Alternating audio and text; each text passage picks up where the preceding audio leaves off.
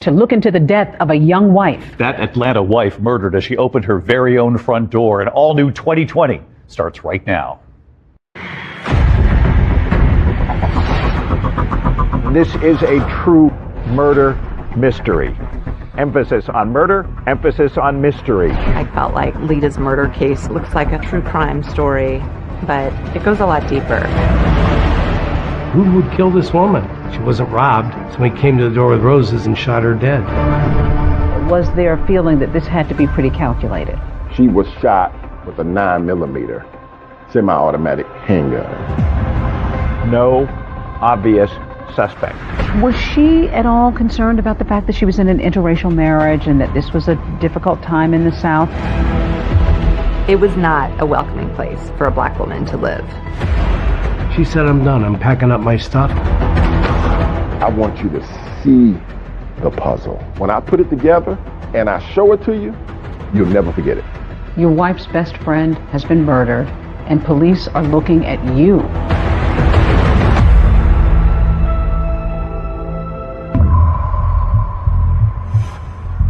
It's a chilly, drizzly winter Atlanta morning, and 35-year-old Lita McClinton is suddenly awakened. It's around 8:15 in the morning, and she heard the doorbell ring. And she tightens up her rope and goes downstairs to open the door. And I think she was probably not going to open it, but she looked through the keyhole and saw that the person had a box of flowers. There was a man standing at the door, holding a long white box of long stem roses that had a big, thick pink ribbon around it. So she receives the flowers, thinking that this is a delivery. She was really excited. She thought that it was a gift from one of her friends. In a sea of red brick townhouses, Lita's white one stands out. Her best friend Poppy and 3-year-old daughter have spent the night, and they are still in bed upstairs, just waking up. Poppy hears her say, "Good morning," to the man at the door. The flower delivery man produces a handgun. He fires a shot. She actually put the box of roses in front of her face. The second shot went right through the center of her head, and she fell with a large thud. Lita's friend Poppy was upstairs with her toddler, and right away she grabbed her daughter and hid her into a closet and said, "You gotta be quiet as a mouse." She didn't know if the gunman was gonna come for her. Lita's neighbor hears the shots, then sees the guy running like a bat out of hell, just booking it out of the complex, and he calls 911. The first police officer is only a few blocks away, and he gets the call, and so that police officer ends up holding Lita's hand. They thought Lita was completely unconscious, and yet she managed to squeeze his hand as he kept comforting her and telling her everything was going to be okay. And he said it was her comforting him. Poppy got out of the closet and called Lita's mother, and she couldn't get words out, and she finally just said, "Lita's been shot." Lita's mother called her husband. When they went to the hospital, they were put in a separate little waiting room. The doctor tended to Lita. He came out about 30 minutes later and said, "I'm sorry."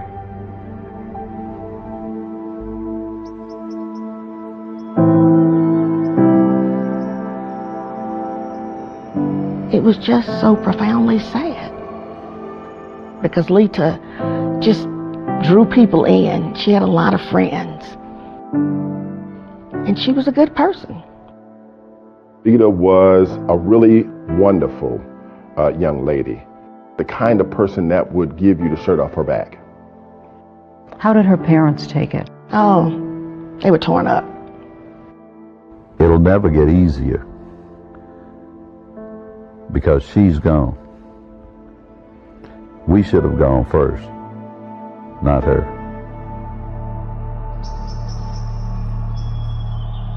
Atlanta's exclusive Buckhead neighborhood is known for its sprawling mansions, not murder. So when the shooting happened right here, neighbors were shocked and on edge. Sullivan was found in the doorway of her townhouse, shot twice in the head. It's pretty surprising that in this area, those kinds of things probably wouldn't happen. How did you learn that Lita had been killed? I ran to the TV because I heard Sullivan on Slayton Drive. Police say a box of roses was found near her body. The gunman apparently posed as a delivery man. And I said, oh my God, that's Lita. Detectives on the scene found a bullet fragment, 2 shell casings, and the box of roses. 2 gunshots from a 9mm penetrated the box. The weapon was never found. To this day, it's never been found. In this case, you had just a minor amount of evidence. At the time, it was the top story on the news, and law enforcement officers felt a great deal of pressure in order to bring Lita's killer to justice.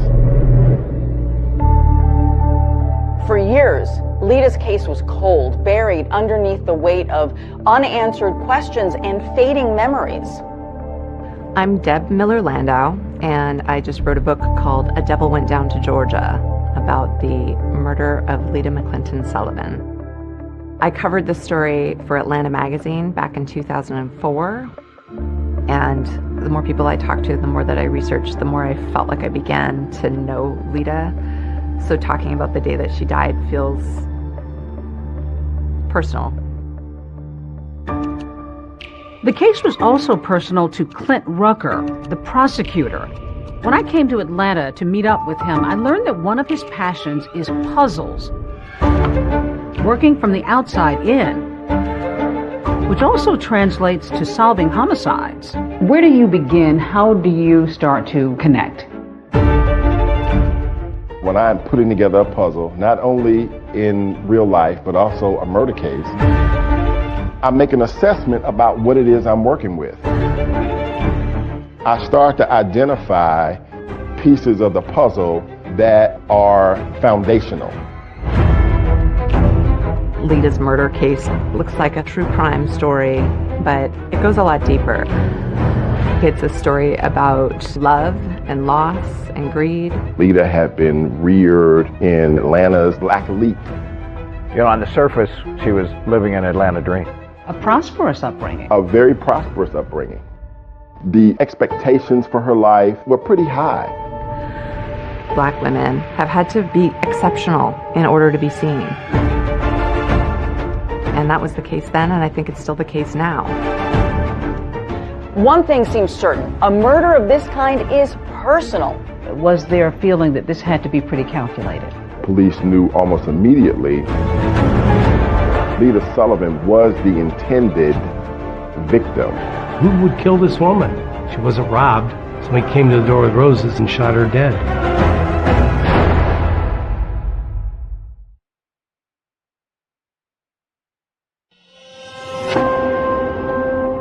Atlanta had its fair share of crime, but this was most certainly one of the highest profile cases that got reported in the news. Sullivan was shot twice in the head. A box of roses found next to her body. Using a flower delivery man and shooting her, it was something that just kind of stuck out to me. Atlanta, Georgia, billed as a vibrant melting pot, a destination for creatives. But if you grew up in Georgia in the 1970s, as I did, you know this was a very different place then. One still emerging from the dark shadows of segregation and racial tensions. What was 1970s Atlanta like when she was sort of coming along? We've got African Americans that are kind of ascending into really prominent positions. Lita also is ascending because her parents are part of this movement. Lita's parents, Emory and Joanne McClinton, were both power players, movers and shakers in Atlanta. Emory McClinton was on the State Board of Transportation. Joanne McClinton was a member of the Georgia legislature. Joanne will tell you stories about being in really interpersonal meetings with Dr. King. She was Maynard Jackson's campaign manager when he ran for mayor. I think the McClintons had high expectations for who Lita would become. Lita Sullivan was a true daughter of Atlanta. She was just a gem, very, very proper. And she had grown up in a world of cotillions, so she really was sort of that classic upper crust black person growing up in Atlanta. She knew where she was going. She had a great sense of style. And absolutely charming. After high school, she went on to Spelman College. Her parents sort of hoped that she would enter the political arena like they were, but she was very much into fashion. She was working at a boutique at Lenox Square, and in walks this guy who had unruly curls and weird glasses and just immediately saw Lita and was taken with her. Fresh out of college, 24-year-old Lita is smitten with Jim Sullivan. He's a bit older, 35, and he's also white. He showered her with gifts. He just completely showered her with attention. He comes in, he dazzles her. What did you learn about him? I learned that what he saw was a fantasy in Lita. I think he looked at her as a young, very attractive, very smart African-American female. Another big difference between them is class. Lita has been raised in Atlanta's high society and Jim on Boston's gritty South Side. He grew up in a very middle to lower middle class environment. He went to Holy Cross College, got a bachelor's degree in economics. He always wanted more for himself. He always wanted to be a rich person, but it didn't seem like that was in the cards. He was an accountant. He was working hard, but he really wasn't getting ahead. But life is about to change for Jim Sullivan when he inherits a thriving liquor distributorship from his uncle, worth millions of dollars. Crown Beverages was worth around $3.2 million. Jim had become a wealthy man. So when the McClintons met Jim for the first time, they were like, who is this guy? He had this kind of manner that was very uncouth and brash, and they were sort of mystified about what their daughter saw in him. I mean, I think the only thing they had in common was that he was Catholic and they were Catholic as well. But everything else was complete polar opposites. Another concern, of course, was race. Remember, this is the 70s. Even though the country is watching color barriers slipping away on the hit show The Jeffersons, with Primetime's first interracial couple. Your parents have never gotten over the fact that I'm white. That's because you never got over being white. At that time, this was unusual. Georgia's anti-miscegenation laws that forbade blacks and whites to marry had only been repealed 10 years earlier. Still, despite their obvious differences, Jim Sullivan pops the question to Lita. So the McClintons were like, you cannot marry this man. They felt like Lita was really making a mistake and was kind of caught up in the exuberance of this relationship. Despite her parents' strong objections, Lita and Jim are engaged. But on the eve of her wedding, Jim drops a bomb. He tells Lita that he has been married before and that he has 4 children. Lita was shocked. And then, the very same night, Jim Sullivan blindsides his bride-to-be again. He whips out a piece of paper and he says, can you sign this? And then she looks down and sees that he's drawn up a prenuptial agreement. And she's like, what is this? Apparently determined to protect his newfound wealth, Sullivan surprises Lita with a prenup, which says that in the event of a divorce, she would walk away with virtually nothing. She's reluctant, but the cake is ordered, the flowers are ready. So Lita signs the agreement and ties the knot anyway. Lita got married in 1976. It was a small ceremony in Macon, Georgia. Joanne McClinton would later describe that as the worst day of her life. The newlyweds settle some 80 miles south of Atlanta near Jim's business in Macon. It's a world away from Atlanta. But Lita agrees to give up her current job and her income and become full-time Mrs. Jim Sullivan. They bought a house in Shirley Hills, a very affluent, very white part of Macon. Joanne and Emery McClinton feared for their daughter. Being part of an interracial couple in Macon, Georgia in the 1970s would have been extraordinarily challenging. The neighbors were like, "You have the gall to bring a black wife to Shirley Hills." People threw garbage on their doorstep. The out-and-out racism had to be tough for Lita. But she moves forward and makes some new connections and friends, including Yvette Miller. When Lita and Yvette occasionally go out to eat, she notices something a bit curious. We'd go out to lunch at a nice restaurant, and she couldn't pay the bill. And I would end up picking up the check. And they were a wealthy couple. They were very wealthy.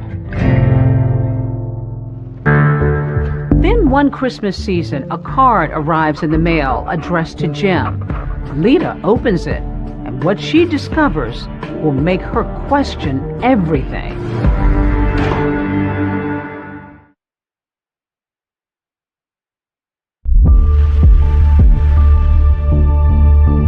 Lita and Jim Sullivan's first few months of marriage seemed to be going well. They were both intelligent, both attractive, definitely upper class, high society.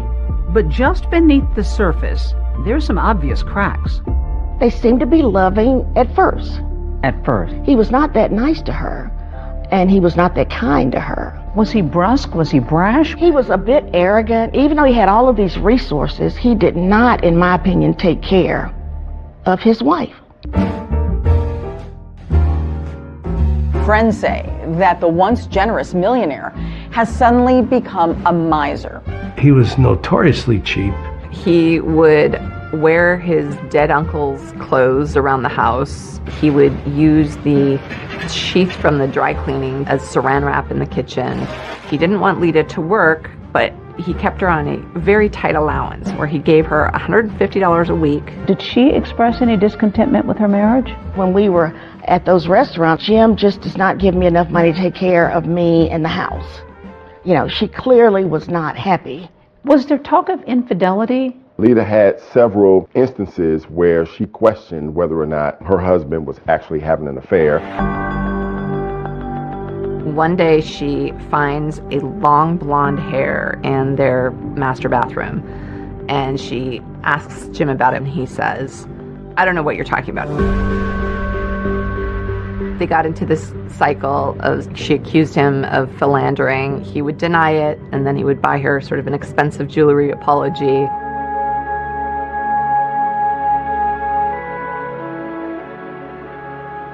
Then, during the holidays one year, Lita makes another stunning discovery. A Christmas card came addressed to Jim. She opened it. A woman wrote in something like, "Missing your kisses." The woman's return address was on the envelope, so Lita went and spoke to her, and the woman said that she had been having an affair with Jim. Lita is distraught and goes home to be with her parents in Atlanta. But her husband manages to lure her back, increasing her weekly allowance in a now post-nuptial agreement. Now it's $300 instead of $150 a week, but it still shows that all of their assets belong to Jim. That's right, the successful business, Lita's Mercedes, multiple properties, even her jewelry, still belong to her husband in the event of a divorce. But in an attempt at reconciliation, Lita signs the postnup. Just a few months after Lita signs that agreement, without Lita knowing, Sullivan decides to sell Crown Beverages for $5 million. And that's not all. He tells her they're moving to Palm Beach, Florida. Lita was in shock. She had any clue that he was going to whistle her down to Palm Beach.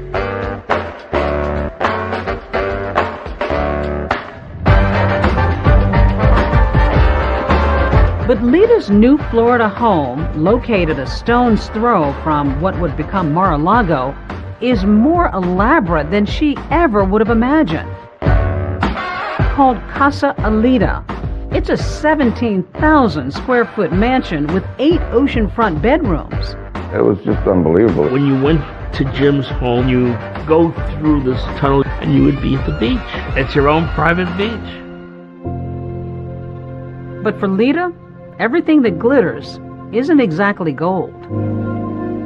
James Sullivan very much wanted to integrate himself into the upper echelons of society, and his aspirations did not include Lita's participation.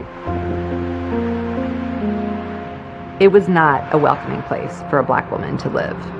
And when he found out that to sort of scale the level of social plateau he was looking at in Palm Beach, having a black wife was a serious impediment to that.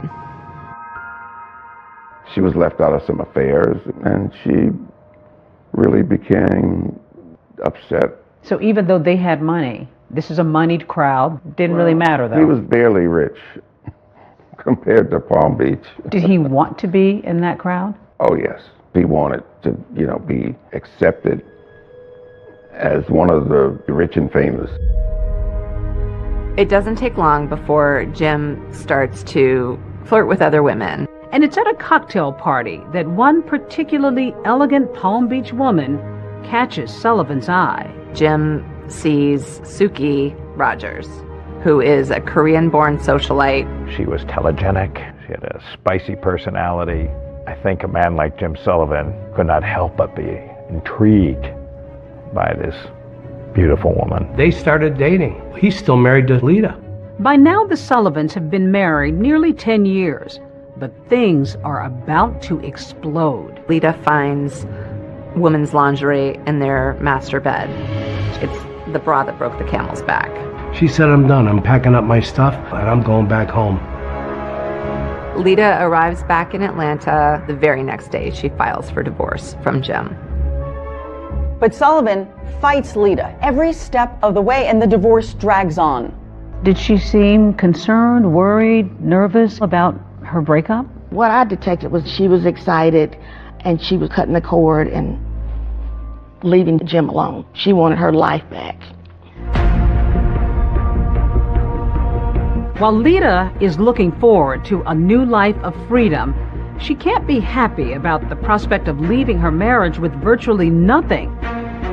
No career, no Palm Beach mansion, no Buckhead townhouse, and $2,500 a month in alimony for 3 years.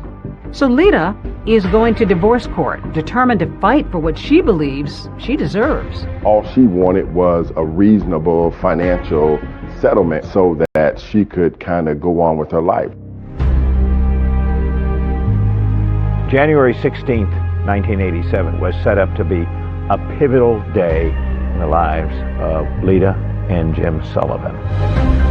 A judge was going to decide whether or not to throw out the post-nuptial agreement. She might get as much as close to $1 million in cash and assets. The morning of January 16th, Lita Sullivan, she'd lose her life that day in a murder. With Lita out of the picture, Jim Sullivan stands to gain the property that they had and retain control over all his money. Sullivan was the main suspect. That is, until a treasure trove of secret recordings of Lita's private conversations are uncovered, taking this investigation in a whole new direction. And police are looking at you.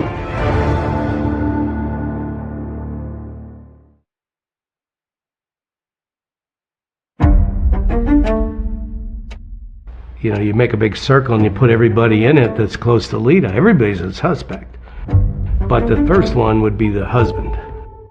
The first and obvious suspect was James Sullivan. who stood to gain everything from her death, all the property, all the monies, and who was contesting the divorce.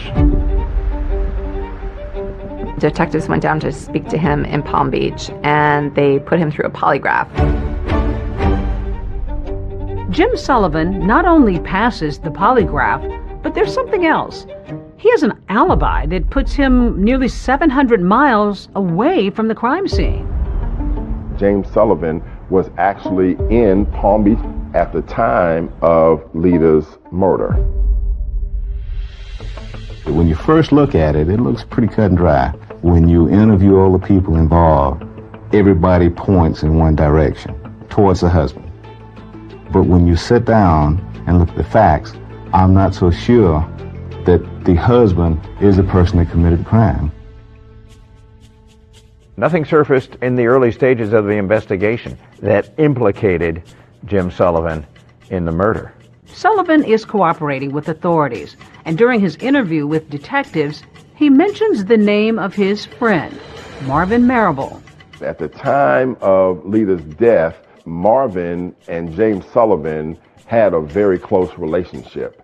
Remember, Marvin Marable is married to Lita's best friend Poppy, who was in the Buckhead townhouse with her 3-year-old daughter the morning that Lita was murdered. But back before the shooting, the friendship hadn't always sat well with Marvin. When Lita moved back to Atlanta, they started, hanging out together. So she's disillusioned by her relationship. Did her failed relationship have any impact on your relationship? Well, from the standpoint of them, being together all the time and going out, yeah. Commiserating. Oh, absolutely. Certainly didn't help. And I can understand her being there for her friend, but, sometimes you can go overboard, which is what happened in our relationship. Marable, a former New York State trooper turned entrepreneur, says Lita would often spend hours at his home with Poppy. And it was during this time, he says, coincidentally or not, that his own marriage began to unravel. I found a letter where Poppy was planning to file for divorce. So she was planning to file for divorce without your knowledge? Oh, yeah. That had to be a shocker. It was. So then you decided to try something a little questionable after that. I have a background in law enforcement. I don't see it as questionable. It's your own telephone in your own house. I put a recorder on the, people call it a tap, on the phone, and I started recording conversations. In the house phone? Mm-hmm. On the house phone. He began listening to Poppy and Lita's conversations and ended up recording more than 300 hours. In doing those very personal conversations between girlfriends, Marvin Marable learns that there may be some information that James Sullivan might be interested in learning that will be helpful for him in his divorce case. He tells Sullivan about the tapes and what's on them, specifically Lita's post-divorce plans. And soon enough, the two disgruntled husbands are conspiring to get the best of their soon-to-be ex-wives in divorce court. Marvin Marable travels down to Palm Beach under a false name, and the two men listen to the tapes, and Marvin says, "I'm not going to record anymore," and Jim says, no, keep recording. Was there talk of money? Yeah, he offered $30,000. Jim says to Marvin, if the judge decides to honor the postnuptial agreement, he's going to give Marvin $30,000 for the use of the information on the tapes. What kinds of things did Lita talk about that could be helpful to either one of you? There were some guys that, she would talk to, but she was legally separated. But then, just a few days after Marvin and Jim's secret meeting at Casa Elita, Poppy and Lita somehow discovered the recording device. How did they react? It wasn't nice. She filed for divorce the next day. She was angry. She was very angry. Lita was upset too, so upset that she reported Marvin to the authorities, and he was charged with possession of an eavesdropping device. So when police question Sullivan about who might have a motive to murder his wife, he tells them to look no further than Marvin Marable. And sure enough, only a few days after Lita's death, Marvin is being questioned by the Atlanta Police Department about Lita's murder. I go down for the interview, and the first thing they did is read me my rights. And from there on, it was just a nightmare. I was a prime suspect. You have a law enforcement background, so you knew what police So I knew that I was being followed. I could pick the investigators, police, could pick them out all the time. Jim had mentioned my name to them. He said, look at Marvin Marable. This was serious stuff. Oh, yeah. How worried were you? I was very worried.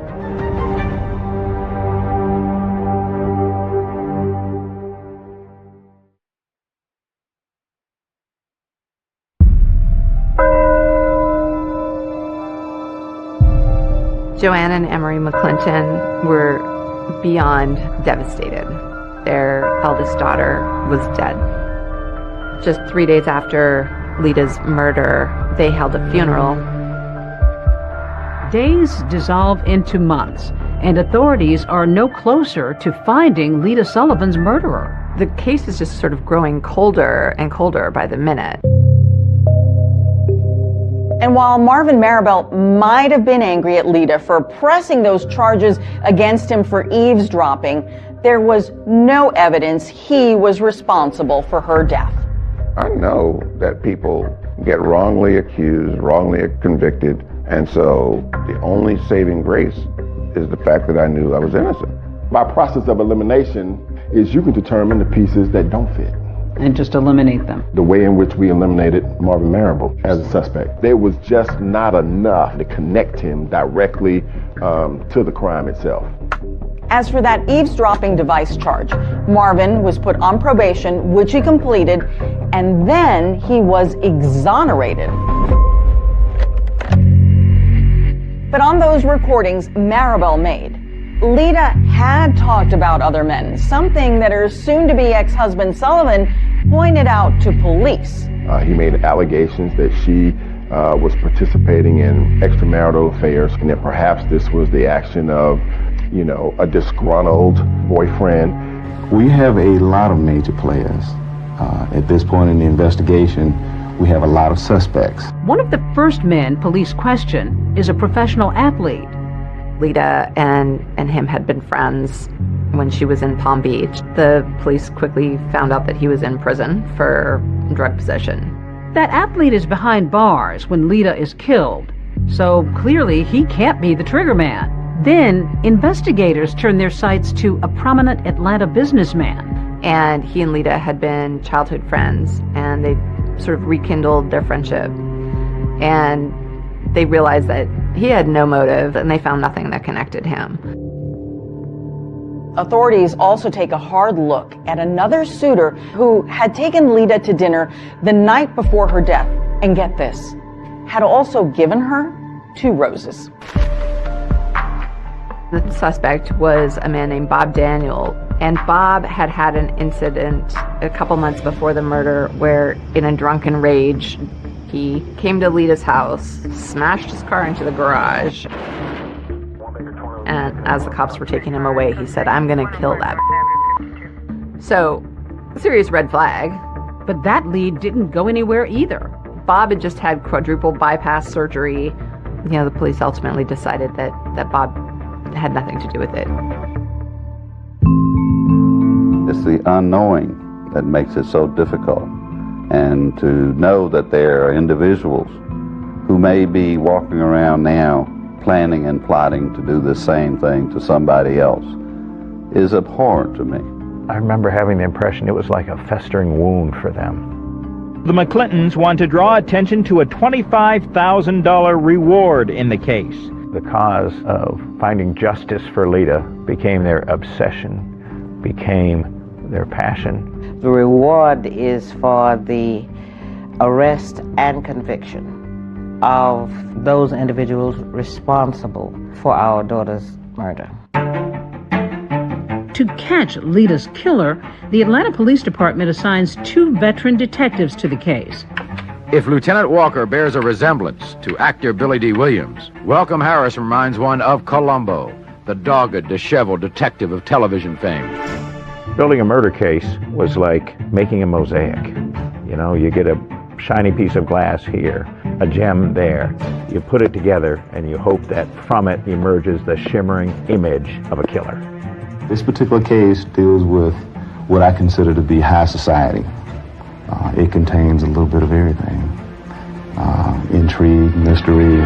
These days, a lot of murders are solved using DNA technology, ring camera technology. But back then, it was detective work. She was shot with a 9mm semi-automatic handgun. Most important thing found at the crime scene was the roses. They canvassed all the area flower shops and quickly found that the roses had been purchased at the Botany Bay flower shop.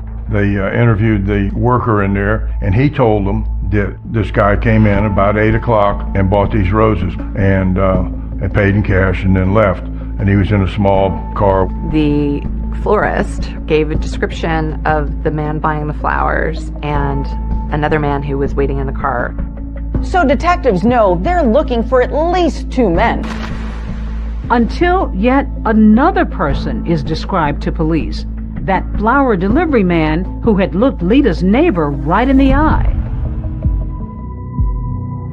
There was a next-door neighbor of Lita's, lived over on the right side of her condo. He lived there. His name was Bob Christensen. He actually gave a description of the flower delivery man as a Caucasian, middle-aged man. They went down to the police station and worked with a police artist and got sketches. As the sketches were being completed, the officers were realizing, obviously, that the shooter was not Jim Sullivan and that the other individuals were all 3 distinct individuals. They didn't look anything like each other, so therefore we knew 3 people were involved. For investigators, this has all the earmarks of only one thing: murder for hire. All the evidence pointed to a hitman showing up at the front door, posing as a flower delivery man, and firing a gunshot into Lita's head. With investigators now exploring the possibility that Lita was murdered by a hired gunman, another critical piece of evidence comes to light: a mysterious phone call. And what they found was that on the same day that Lita was murdered, about an hour after the actual shooting, there was a collect phone call that was placed from a payphone right outside of Atlanta, Georgia. Was this a call from the killer? I don't know about you. I haven't had a collect call from a payphone. So as a cop, you probably go, I wonder if that's connected. And a tip from a woman 700 miles away may just be the big break investigators have been waiting for. I said, anyone knows that if you wanted to get a woman to answer the door, all you would have to do is take flowers to the door.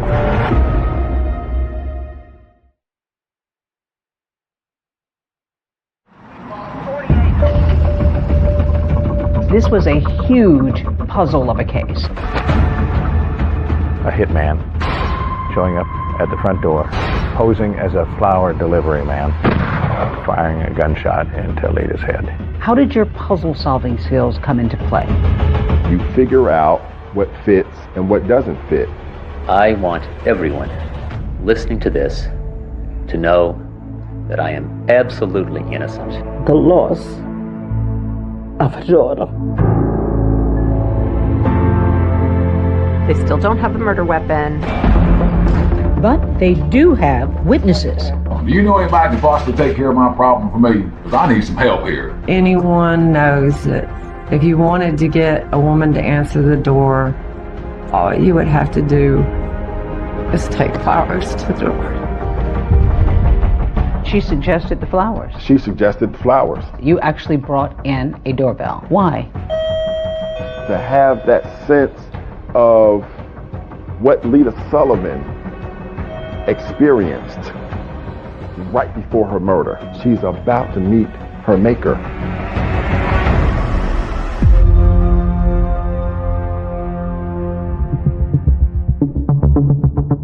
It's a deadly delivery of a dozen pink roses. 35-year-old Lita McClinton Sullivan opens her front door and is suddenly gunned down. On the year anniversary of Lita's death, there are no named suspects. They still don't have a murder weapon. They don't have a hitman. They don't have a paper trail that ties Jim or anyone else to a hit. But that's about to change when they get Jim Sullivan's phone records. On the same day that Lita was murdered, about an hour or so after the actual shooting, there was a collect phone call to James Sullivan's home in Palm Beach, Florida. It turns out to be from a rest stop in Swanee, Georgia, maybe 30 or 40 miles from Buckhead. Using a phone call to call another state, that opens up federal jurisdiction, and in this case, that's the FBI. We believed the phone call from Swanee Rest Stop to his home in Palm Beach, Florida, was sufficient indication that a contract hitter may have called him after doing the job. Enter Special Agent John Kingston, who takes a particular interest in that phone call and a whole slew of other calls Jim Sullivan made and received around the time of Lita's murder.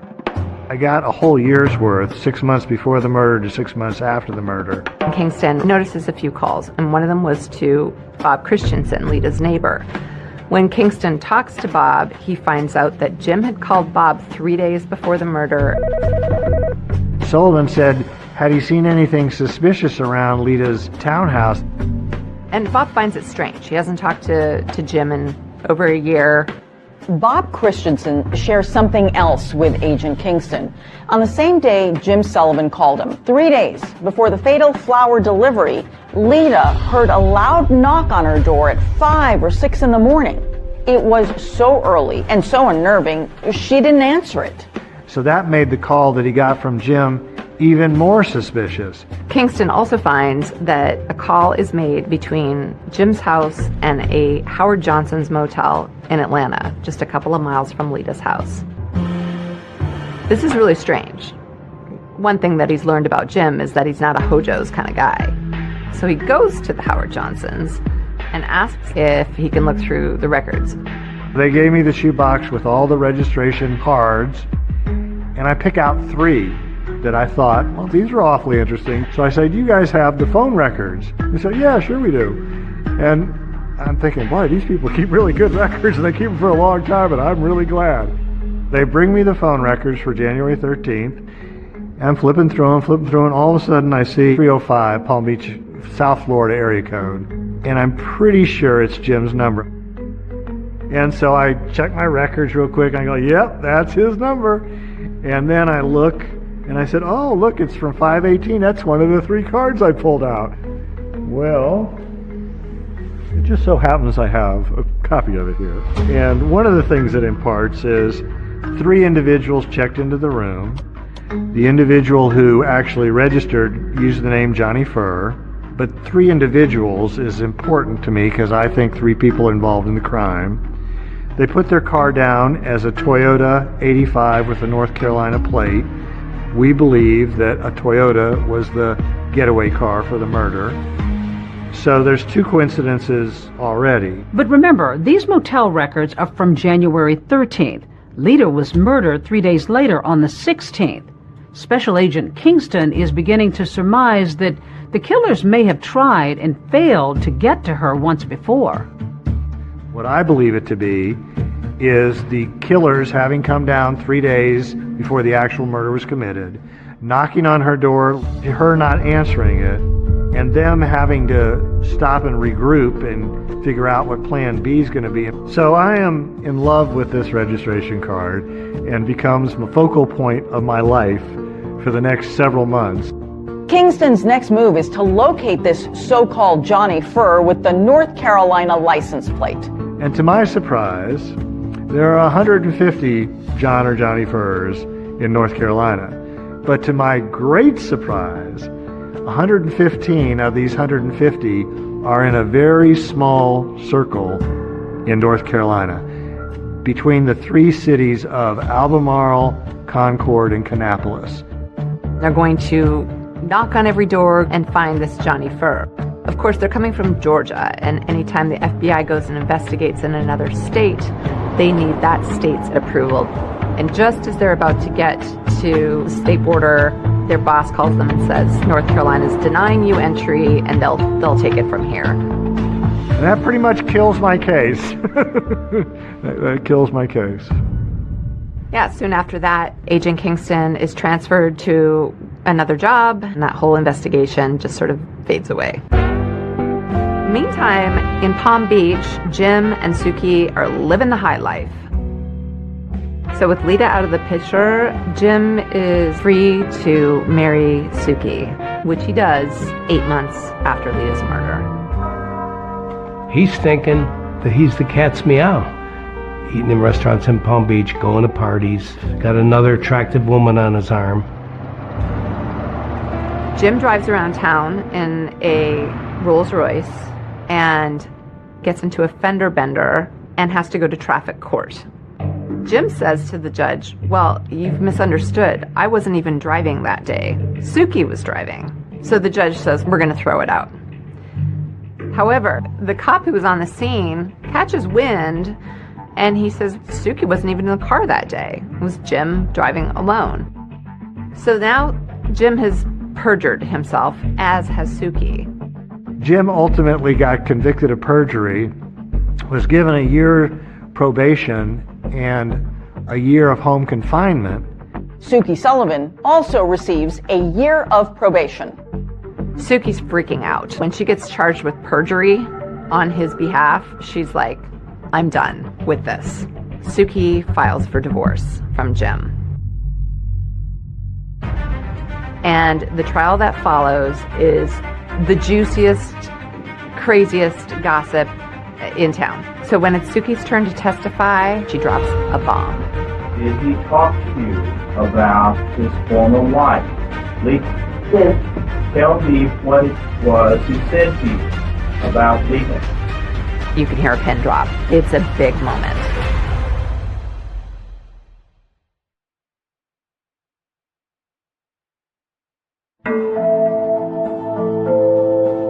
After 33 months of marriage, Suki files for divorce from Jim. Not surprisingly, it's another disputed divorce. But what might have been typical testimony about alimony takes a sudden turn in court. Tell me what it was he said to you about Lita. He hired someone to vertical. I'm sorry? He hired someone to vertical her. She claimed that he confessed to her that he had Lita killed. This became a bombshell in the investigation of the murder of Lita Sullivan. Suki Sullivan's divorce testimony may be big news for the FBI, but it has zero impact on the divorce judgment, which favors her husband, Jim Sullivan, in nearly every way. His divorce was complete, but his life with turmoil was just beginning. The opulent ocean-facing Palm Beach Palace may look like something out of The Great Gatsby, but while we watched, a new chapter in a crime story was unfolding. We develop information here at WSB. There's going to be a raid on Jim Sullivan's Palm Beach mansion, and that is the biggest break in the Lita Sullivan case since the murder itself. Investigators from the FBI, Atlanta Police, and the Georgia Bureau of Investigation were on the grounds of a mansion identified as that of James Sullivan. All of a sudden, Jim Sullivan is clearly in the crosshairs of federal authorities. They got a tip that Jim, now a convicted felon, has guns in the house. Of course, you're not allowed to have guns if you're a convicted felon. So they put together a sweeping affidavit to get a search warrant. We did see a number of guns loaded into a car and this box carried out. When they found the guns, he was in violation of his probation, and so he went to jail for 9 months. All this time, a federal grand jury has been convening in Atlanta. They've got what they found in the mansion. They got what they found in the phone records. They've got Suki Sullivan. They've got the neighbors. What they don't have are the identities of the hit team. There's a problem, though. We, the federal government, have a 5-year statute of limitations, which is going to be up on January 16th of 92. With 5 or 6 days to go before it expired, the U.S. Attorney made a bold decision. We're going to take our best shot with what we got right now, so they indict Jim Sullivan. Jim Sullivan is indicted on multiple counts of arranging Lita's murder for hire through interstate phone calls. Millionaire James V. Sullivan is on trial in connection with an alleged murder for hire plot. Here he arrives for the first day of trial testimony. It was a trial that transfixed Atlanta. I mean, it was something we were covering on basically a daily basis. But we couldn't have it on camera because it's federal court. It looks like the family is finally going to have some accountability for the murder of their daughter, Lita. The prosecution suggests the killers were calling Sullivan from the rest stop to say the job was done. The defense suggests otherwise. Jim Sullivan is lawyered up with the best criminal defense lawyers that you can find anywhere in Atlanta and maybe in the whole country.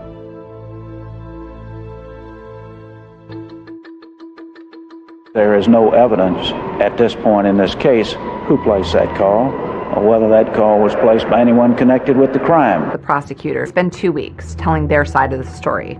Suki, the woman he married months after Lita's death, delivered some of the most dramatic testimony the jury has heard. They build what they feel like is a really strong case. And then a big bombshell hits. The judge says, I'm forced to dismiss this case for lack of evidence. Judge Marvin Shube ruled that, in effect, even if Sullivan may have been involved in the murder for hire, the government fell short in proving the phone calls related to the murder. This is one of the most difficult decisions I had to make because I firmly believe in the jury system. And then he looks at Jim and he says, you've been acquitted.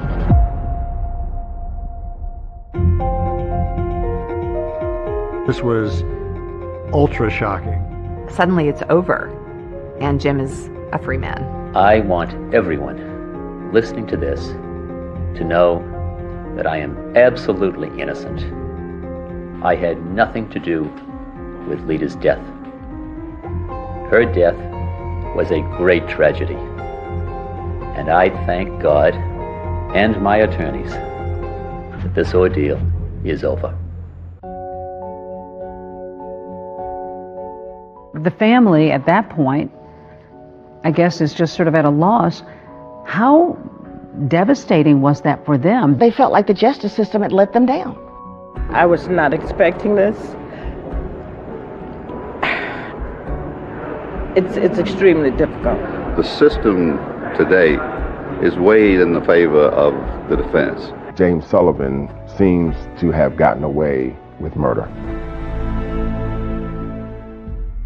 But Lita's parents aren't giving up. They file a wrongful death suit in Palm Beach, Florida, and they win. We, the jury, return the following verdict. The jury deems that Jim is guilty of wrongful death. Total damages of the estate of Lita McClinton Sullivan, $4 million.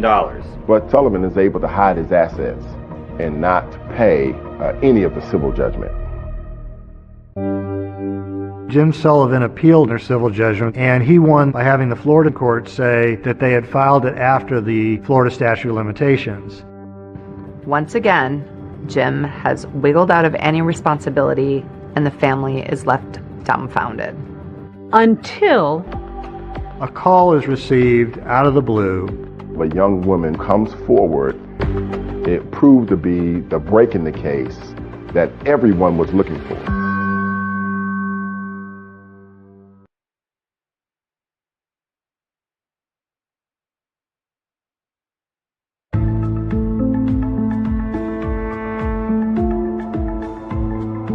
"11 years have gone by since Lita Sullivan was gunned down on her doorstep when a tip comes in from a town 700 miles away. A call is received out of the blue, and the individual calling is an attorney in Beaumont, Texas. He has a receptionist whose name is Belinda Trahan, who has told him a very unusual story about her boyfriend, Tony Harwood. Belinda and Tony lived together in Albemarle, North Carolina, and he was a long-distance truck driver for North American Van Lines. He basically drove a moving truck. Belinda tells her boss about a time that Tony came home from a long-haul trucking trip and said that a rich white man in Florida offered to pay him to, quote, take care of his black wife in Georgia. At the time, Belinda didn't believe it. She thought he must be cheating on her. Belinda thought that it was Tony just trying to get out of town and go down to Atlanta to the strip bars. Until he took her to meet this rich white guy in a diner somewhere, and he got a wad full of money. She says he sits down briefly in their booth and gives Tony Harwood the balance owed for the hit on the man's wife. Belinda Trahan tells her boss that soon after this bizarre trip, she broke up with Tony Harwood and moved to Texas. But now, 11 years later, she says that he mysteriously reached out to her again, asking her to meet him at a nearby truck stop. She's afraid that he may commit harm to her. And it's this new tip from Belinda Trahan that sends Georgia authorities to the Lone Star State, turning up the heat on an otherwise cold case. Georgia Bureau of Investigator Agent John Lang takes a detective from the Atlanta Police Department and goes down to Texas to talk to Belinda. She was with Tony when they met this mysterious man at this diner that they were meeting at. We wanted to show her a lineup of pictures in hopes that she could pick Sullivan out of it. And she takes her pink fingernail and taps right on Jim Sullivan's face and says, "This is the man." My plan of attack was to get some recordings with her and Tony. So we got her to get in touch with Tony again. She's talking to him and trying to coax information out of him, knowing John Lang is listening on her end. And Tony gives enough information that places him at the scene at the time. We had the phone calls with Tony. She picked Jim Sullivan out of the lineup, but there was still more investigation to do. We really didn't know who Tony Harwood was. John Lang knows that Tony worked at North American Van Lines. So he calls up North American Van Lines and he says, "Hey, you don't happen to have your records from 11 years ago?" And the guy says, "Yeah, there's some boxes full of files up in a musty attic. You're more than welcome to go poke around." We went up into a hot attic and opened the first box that I went through. And about the third document I looked at was Jim Sullivan. His address was on it, Palm Beach, Florida. His signature was on it, and Tony Harwood's signature was on it. He finds a bill of lading showing that Tony Harwood moved furniture for Jim Sullivan 2 months before the murder. And it's the paper trail he needs. It's like the jackpot. Astounding. I don't know any other way to explain it. I mean, open this box and like the third record I look at, here it is. I mean, it just like it was meant to be. On a Sunday morning in April of 1998, John Lang and local authorities go knock on Tony's door in Albemarle, North Carolina. Tony answers the door. And he said, "You know, I've been waiting on you boys for a long time." They take Tony to the Albemarle police station. Lang interviews Tony for 3 hours in this tiny room. But at the end of the day, Tony admits to taking money from Jim, $25,000, to take care of Lita. He also tells the detectives that he wasn't the one to pull the trigger, but that he was there the day of the murder. He went through the whole case. And throughout the interview, he incriminated himself even more. I mean, admitted that he was there. He knew what happened. So he was arrested for murder of Lita Sullivan. And we took him back to Atlanta that day.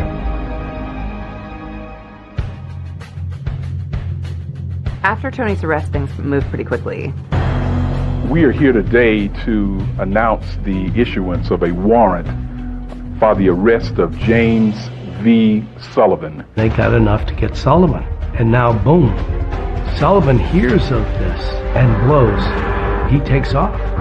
We have reason to believe that he's outside the country. He's just gone, vanished. Investigators say he could be anywhere. He is nowhere to be found.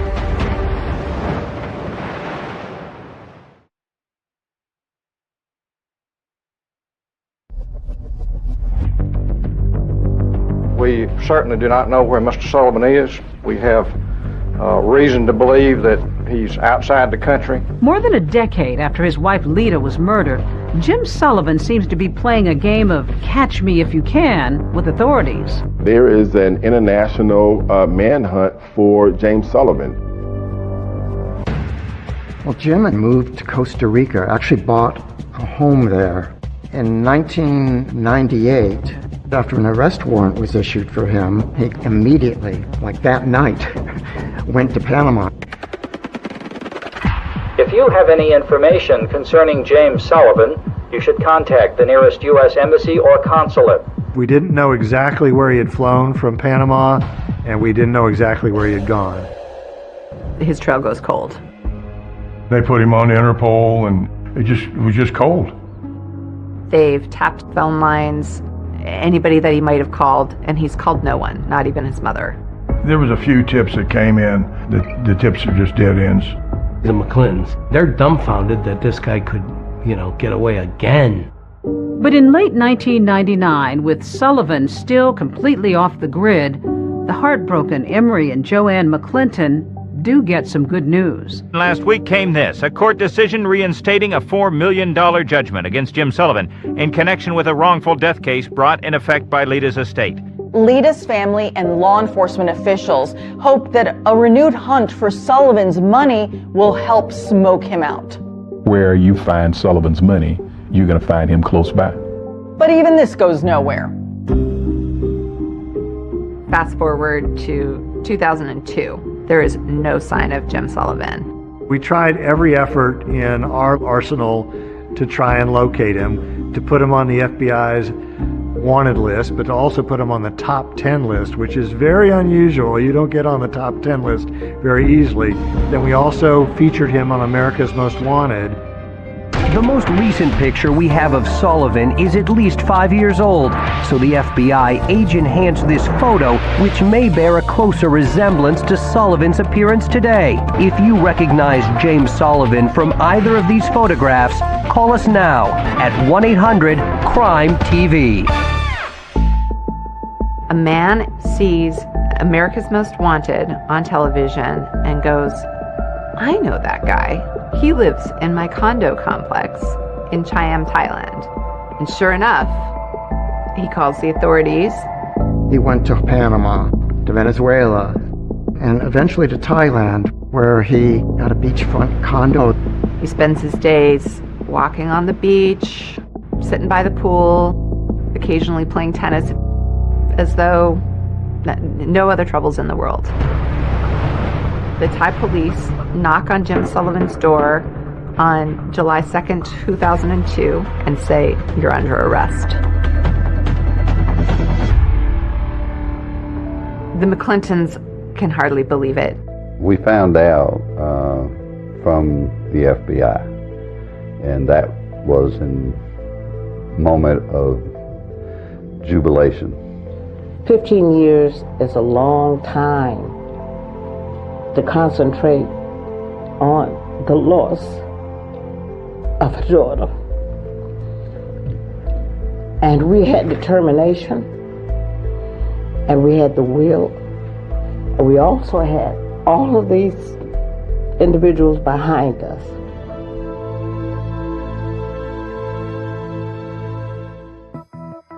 Almost as soon as Jim Sullivan is arrested for murder, Tony Harwood, who has continued to deny being the trigger man, agrees to a plea deal. Tony kind of sees the writing on the wall. Harwood just decided that he would plead guilty, the negotiated plea for manslaughter, and that, in turn, that he would testify against Jim Sullivan.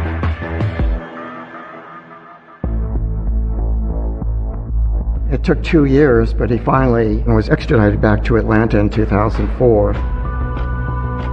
He got off the plane. He was wearing a single shoe because he had such terrible gout in his foot. But he gets off and gets taken to Fulton County Jail. And there's this sort of cumulative sigh of relief. To be clear, Sullivan being tried for murder in Georgia is not double jeopardy. For one thing, it is a state case, and the previous one was a federal case, and that specifically was for arranging Lita's murder for hire over the phone. The elected district attorney appoints me along with a couple of other lawyers to prosecute the case. This was a huge puzzle of a case. Right. How did your puzzle-solving skills come into play? There's no cutting corners, and you spread the pieces out, and then you figure out what fits and what doesn't fit. And that's kind of what the prosecution of James Sullivan was like. It was putting together all these different pieces so that we could make sure that the prosecution of the case was done accurately and with integrity. What concerned you going into this trial? He was rich. He was a white male. He had escaped the federal authorities before, and he had two of the best criminal defense attorneys representing him. They are sharp, and if they can find a way out, they're going to find a way out. There will not be one shred of physical evidence that links Jim Sullivan to this crime. Jim has eluded justice so many times that there's a real palpable fear that he's going to get away with it, that he's going to elude justice again.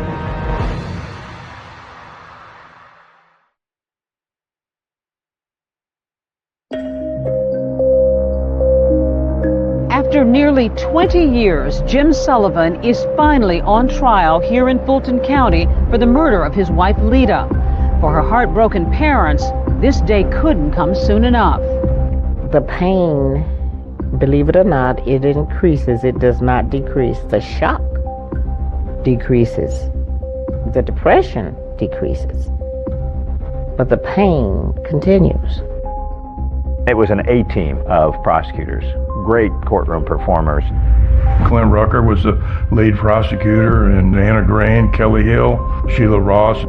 And the evidence will show that the person who sent that hitman to Lita's door is the only person in the world who could have profited from her death. It is the only person in the world who met Tony Harwood and paid him off for killing her, and is the only person in the world who fled halfway around the world to avoid facing you. Jury was 9 women and 3 men. The jury is also racially mixed. Jim Sullivan had Ed Garland and Don Samuel, again, the people who won that big courtroom victory against the feds. What the state relies on is 2 types of evidence. Circumstantial evidence, and then the testimony of con men. The state initially started out the nature of the crime and what happened that morning. I heard 2 sounds. They sounded to me like steel hitting steel. I just didn't want to believe that it was a gun. And so I hesitated for a second, and then I really knew that it was a gun. She was able to squeeze my hand each time I spoke with her, like she understood what I was saying. And for many, many years after this, I thought that's all it was. And then one day I realized that she was comforting me more than I was comforting her. That was the sort of lady I felt she was. They had the phone calls that the FBI had found. There was a call from this room to Mr. Sullivan's home at 7:44 in the morning. But all this testimony notwithstanding, it's Belinda Trahan and Tony Harwood who everybody wants to hear from. Belinda Trahan was the most important witness in the case. He told me that some white guy who wanted to take out his black wife. I didn't believe it. Why not?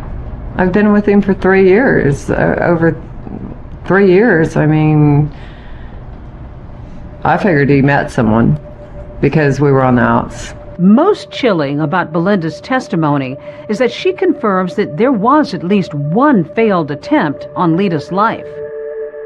She testifies that when Tony had gone to Lita's house on January 13th, that she didn't come to the door. They drove back to North Carolina and told Belinda that, it didn't work. But Belinda testifies that hearing that from her boyfriend left her incredulous. I said, just don't even lie to me. I said, because anyone knows that if you wanted to get a woman to answer the door, all you would have to do is take flowers to the door. Did you in any way mean for that to be a suggestion as to how to get the job accomplished? No, not at all. Here's Belinda Trahan, and she is falling on the sword about what she did. She suggested the flowers. She suggested the flowers, and she admitted that on the stand. You brought in the diner booth where they sat. Why couldn't you just tell the jury and show pictures? I want you to see the puzzle once it's all put together. Yeah, I can show you the box. I can show you a photograph of it. But when I put it together and I show it to you, you'll never forget it. Pushed the paper across the table like this, and then Tony put his hand on it and took it from there. And there was a particular moment when she is asked to stand up in court and identified the person she witnessed give Tony Harwood an envelope full of money. Please, point him out. It's right there. He can't even make eye contact. Your Honor, may the record reflect the witness has identified the defendant, James Sullivan. But if prosecutors feel like Belinda Trahan's testimony is helping their case, they have to know that it's just as big a risk to put Tony Harwood on the stand. Can you show the jurors the body language Mr. Sullivan used and the tone of voice, if it's possible, that he used when he was explaining to you that his wife Lita was a problem? You know, I've got this wife of mine up in Atlanta, and she is just trying to take everything I've got. And I don't know what to do about it. I need someone to take care of my problem. Do you know anybody that can possibly take care of my problem for me? Because I need some help here. We could prove Tony Harwood and James Sullivan actually met each other. So I spent the first part of Tony Harwood's examination confirming his signature on the hotel receipt. And I put signature, Johnny Fur. The fact that he actually went to the flower shop. Who actually went inside the flower shop to purchase the flowers? I did. They had Tony Harwood saying that he was the one who made the collect call to Jim Sullivan's house. What did you say to him? I said, Merry Christmas. And he said, I understand. And that was it. What were you trying to convey to Mr. Sullivan by giving him that signal, those code words? That his problem was taken care of. The defense had their chance to cross-examine Harwood. Not a single question. The two key witnesses were, of course, Belinda Trahan and Tony Harwood. And so, in closing arguments, the defense assailed their credibility. You should reject everything that came out of his mouth. Harwood says envelope in the bathroom. She says an envelope at this booth over here. Garland presents to the jury a letter-sized envelope stuffed with bills. Harwood had said it was all cash in $20 bills. See, oops, some of it fell out. There's some more. It won't fit in an envelope. The whole story just doesn't make sense. In your closing arguments, you actually brought in a doorbell. Why? What was the point? I wanted the jurors to have that sense of what Lita Sullivan experienced right before her murder. An ordinary moment. In an ordinary moment. The second reason why I did it is because James Sullivan liked to read books. And one of his favorite authors wrote a book called For Whom the Bell Tolls. I am going to ask you through your verdict of guilty to each and every count to tell James Vincent Sullivan for whom the bell tolls. Tell him that it tolls for thee. To you. To you. And then I rang the doorbell 3 times.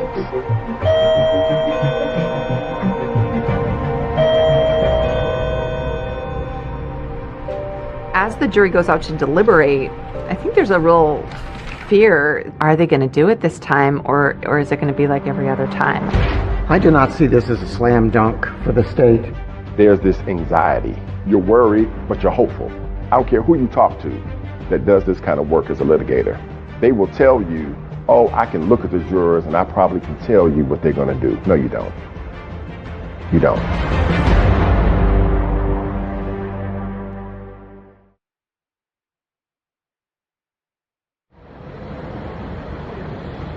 This is breaking news. We do have breaking news at this hour. The jury having reached a verdict in the trial of Jim Sullivan. The jury came back within a few hours on the same day. It was so silent, and the tension was just palpable. There's this anxiety. You don't know what it's going to be. You don't know how it's going to turn out. And you're worried, but you're hopeful. It's hard not to think of Lita's family, her parents especially, after so many fits and starts to win justice for their firstborn child. It comes down to this moment. The judge says, "Ma'am, would you publish the verdict?" And then from that moment until they get finished, nobody is breathing. Count 1, malice murder. We, the jury, find the defendant James Vincent Sullivan guilty of malice murder. I got a chance to hug Emory McClinton. I had never been hugged so tight before. This was his baby. And we had finally, after 19 years, brought that man a sense of satisfaction. I'll never forget it. The conviction of James Sullivan was the biggest puzzle that I had solved in my career. And it is one that gave me the most satisfaction that I had ever experienced as a prosecutor. The court hears victim impact statements. What a loss it was to have Lita gone from their lives. I dream of Lita often. She is smiling and walking in my direction, and I in hers. But we never reach each other. The jury came back and gave him life in prison without the possibility of parole. I am so very pleased, and I'm happy. What we were waiting for was something in our judicial system, something to happen and to bring it all together, and that's what you see today. Why did it take 20 years, do you think? It goes back to the resources. He had privilege? White privilege, completely. He knew how to manipulate people, and he had the resources to do that. You've got a black victim, you've got a white defendant. Did race hover in this courtroom over this case at all? I think in our criminal justice system, unfortunately, race always permeates throughout a case. But I'm thankful to say the evidence in the case overcame that racial component. They never received any money. Is there money? Where is this money? He's been able to secret his money. For the McClintons, seeing him rot in a prison in South Georgia brings them a whole lot more satisfaction. This is a woman who you never met, I've never met, most of the people involved in this case never met her, and yet her life really made an impact. When somebody dies in this kind of manner, they don't stop being a member of the family, they don't stop being a member of the community, they never stop mattering.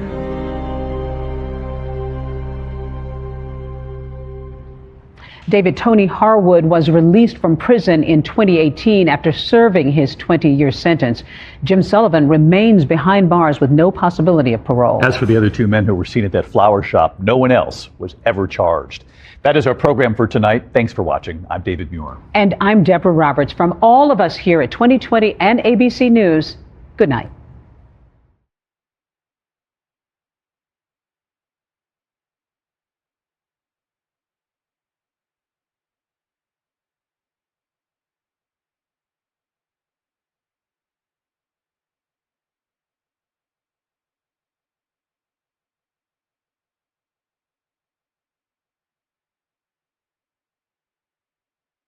Country's most high-profile unsolved mysteries. JonBenet Ramsey, the name we all know, the case that shook America that Christmas nearly 30 years ago.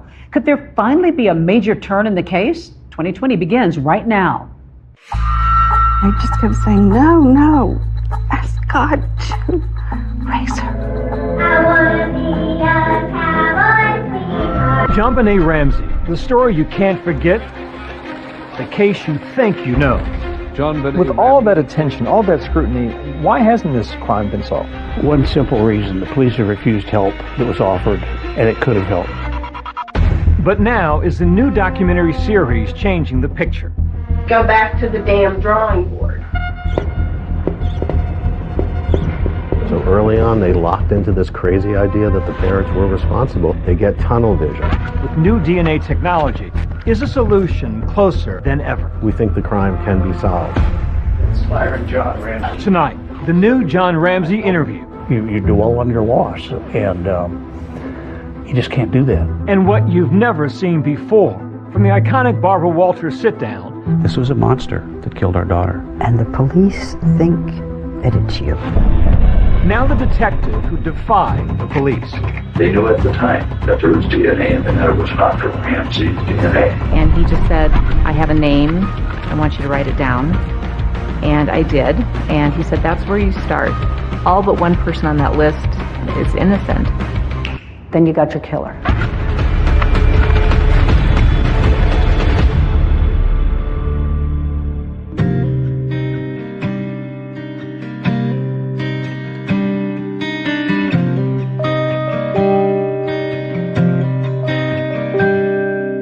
She was a beautiful child of God.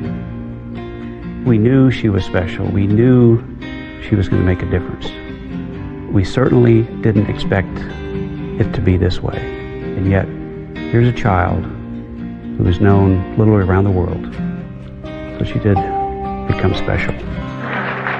JonBenet Ramsey. She enjoys painting, Mr. Rabbit. She is the special little girl, forever 6 years old. While JonBenet Ramsey remains frozen in time, her father has endured nearly 3 decades without justice, without answers, and without his daughter. I sat down for a new interview with the now 81-year-old John Ramsey. Hello, sir. Byron Fitz. Byron John Ramsey. I had JonBenet bless my life for 6 years, and she really was a blessing. Just an amazing little kid. She was daddy's girl. She was daddy's girl, big time. Do you allow yourself to think, what if this hadn't happened? I don't. I did run into one of her little friends on the street who is now, 30 and an adult. And that was a little bit of a jolt. I think, wow, could have been JonBenet. She's still my little girl. That's the picture I have in my head when I think of her. Ramsey has renewed hope that his daughter's killer can finally be found, confident that advances in DNA technology are the key to solving the mystery. There's been a number of old cold cases solved using this genealogy research. There was no more important story in the country than the disappearance and the death of your daughter. Police have still not named a suspect. It's now been 12 days since JonBenet Ramsey was murdered. Officers have spent more than 3,000 hours processing evidence and interviewing more than 90 people. With all that attention, all that scrutiny, why hasn't this crime been solved? One simple reason: the police have refused help that was offered. They had no experience. They didn't have a homicide department.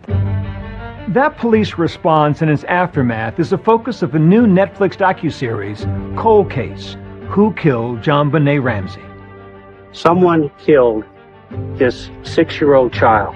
You have a small town police force that gets a crime that they're not used to. Is it fair to question the Boulder Police Department's experience, ability to investigate a homicide?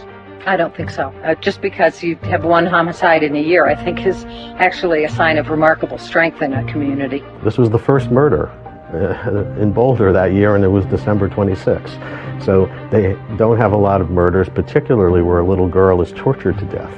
John Ramsey worked with award-winning documentarian Joe Berlinger, who says he wanted to shed new light on what he calls one of the most brutalized families in American history.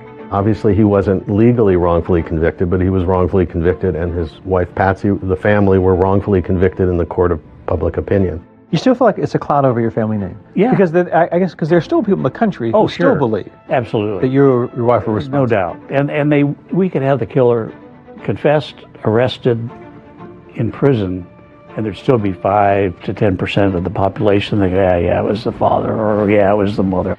The hit docuseries has sparked a new generation of interest on social media. Okay, one of my girlfriends and I have a new JonBenet theory, and I want to float it. I just finished the JonBenet Ramsey new documentary on Netflix, and holy I need to know what happened to JonBenet Ramsey.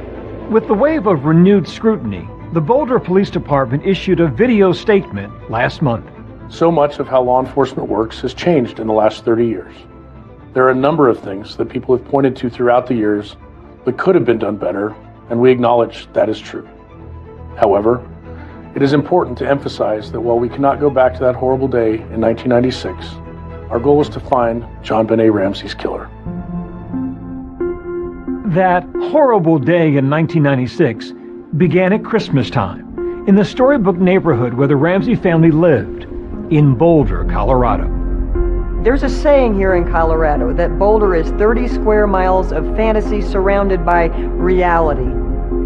It's very wealthy, it's well-to-do.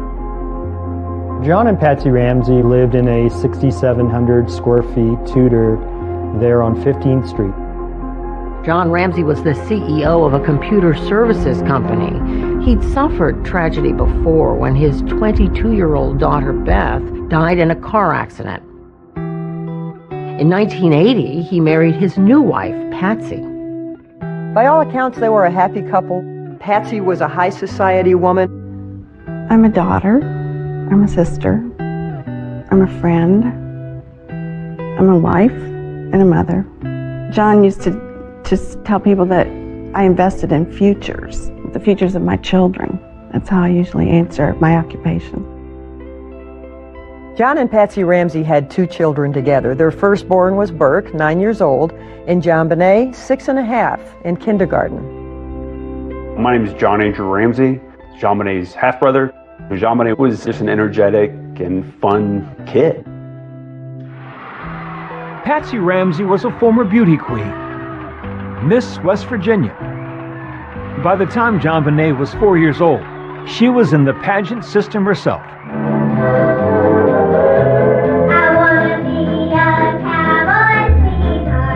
I really believe that if we hadn't seen the beauty pageant photos of JonBenet Ramsey, it might have just gone into the ether as another child murder. This one captivated us because we saw the beauty pageant pictures.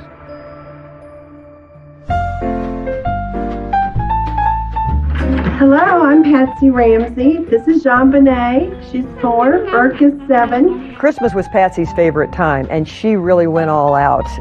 She had a Christmas tree for every room, and every tree had a theme. The windows were done with garland, the staircases had garland, there were red ribbons everywhere. And from all of us at our house to everyone at your house, Merry Christmas and the happiest of New Year's. There was plenty to celebrate that Christmas of 1996. Patsy had been battling ovarian cancer and was finally in remission. On Christmas morning, the family opened presents in their home. They were going to a friend's house for dinner that night. We were going to leave early the next morning for a trip to our summer cottage in Michigan. So we came home, set the alarm, and went to sleep.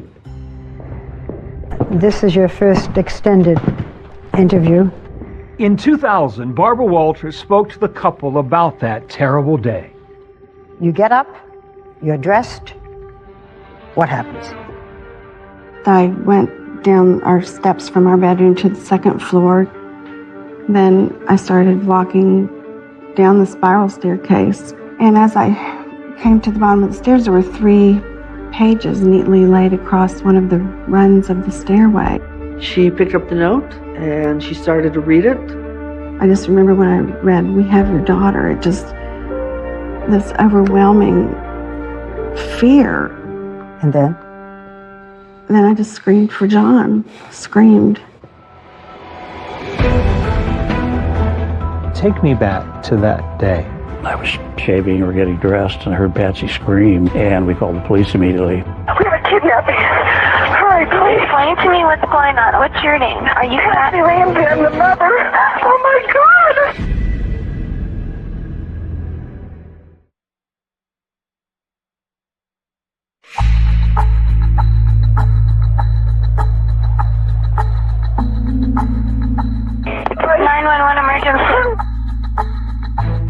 I was the call taker that night shift when the call came in. Police, what's going on 15th Street? What's going on there, ma'am? We have a kidnapping. Hurry, please. Explain to me what's going on, okay? There's a note left and our daughter's gone. There's a ransom note here. It's a ransom note? Oh my God! Please. She's hysterical, and she says there's a kidnapping. Please. I'm sending an officer over, okay? Please. Do you know how long she's been gone? No, I don't. Please, we just got up and she's right here. Oh my God, please. The note said, if you do anything, if police come, if FBI come, your daughter will die. You called 911. Yes, I did. I had to do something. I had to take action. And I mean, all this happened in a matter of moments. Patsy Ramsey called 911 at 5:52 a.m. and the first officer from the Boulder Police Department arrives 3 minutes later at 5:55. We called friends for help at that point. Your daughter is gone. Desperate. She's in the hands of a madman. My phone rang. Pam, they've got her. What do you mean they've got her? They've kidnapped John Benet. She's gone. What was the atmosphere like as you sat and waited? Well, it was awful. First of all, we didn't know whether the kidnapper was going to call that day, because the note said, "I will call you tomorrow. Get plenty of rest." I was deathly afraid that tomorrow was in fact the 27th. You lose all perception of time, of place. You've just been dealt a horrible, crushing blow. At 6 o'clock on the morning of December 26th, the police came in and did a cursory search of the residence. It was a lavish home with about 18 rooms. The police did a terrible, terrible job securing that scene. And if you don't secure the scene, you don't get good evidence. The mistakes they made were outrageous. They were mystifying. They were mistake after mistake after mistake. People were streaming through that house. They were in the kitchen. They were in the living room. There were some friends of Patsy's that were helping her wipe up the kitchen. There could have been fingerprints there. You had friends that were Windexing the sink and washing dishes. And people were making toast in the kitchen. And yes, a kidnapping is a crime scene, but we were so focused on getting John Benet back. That was the task. What we have learned is that everyone should have been sequestered into an area so that people weren't roaming around the house. And that was a mistake on my part. The reason I didn't is because these people were the Ramsey's support system. There was no information at all to indicate the family was involved at that point. It was a crime scene, and it was getting contaminated. The note was being passed around and reviewed by all of their friends. Of all of the evidence left behind, that ransom note is the most baffling. Number one, it is too damn long. A ransom note is not that long. A ransom note says, "I have your child, I want $1 million, I'll call you later." The note was 3 pages and written in longhand. That ransom note was the War and Peace of ransom notes. It begins, Mr. Ramsey, listen carefully. You will withdraw $118,000 from your account.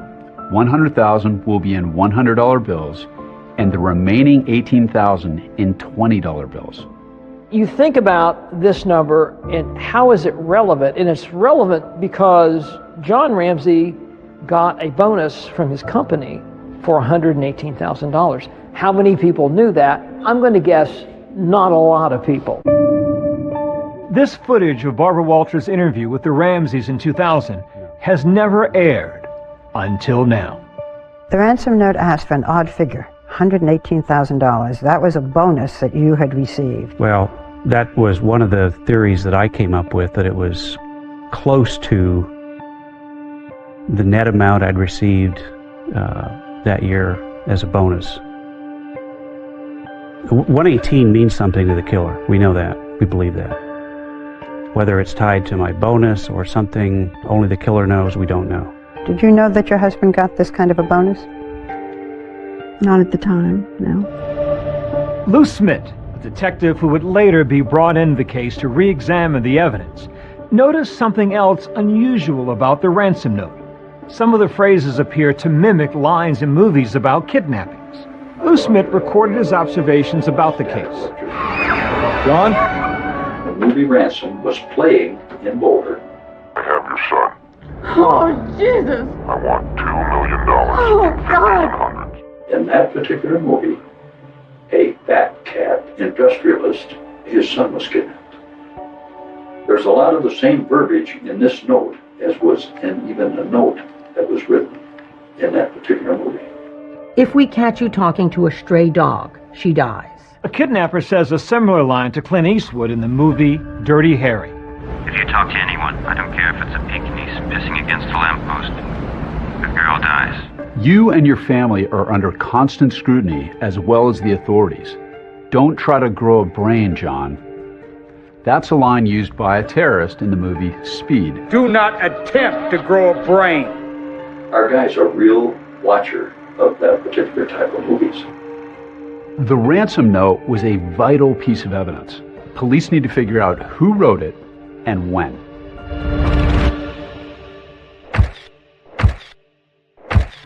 On the morning of December 26th, the minutes ticked by as the Ramseys waited to hear from the kidnapper. It was awful. The kidnappers had written that they would telephone you by 10 a.m. All I prayed for was he would call. But it would be a discovery inside the house that would change everything.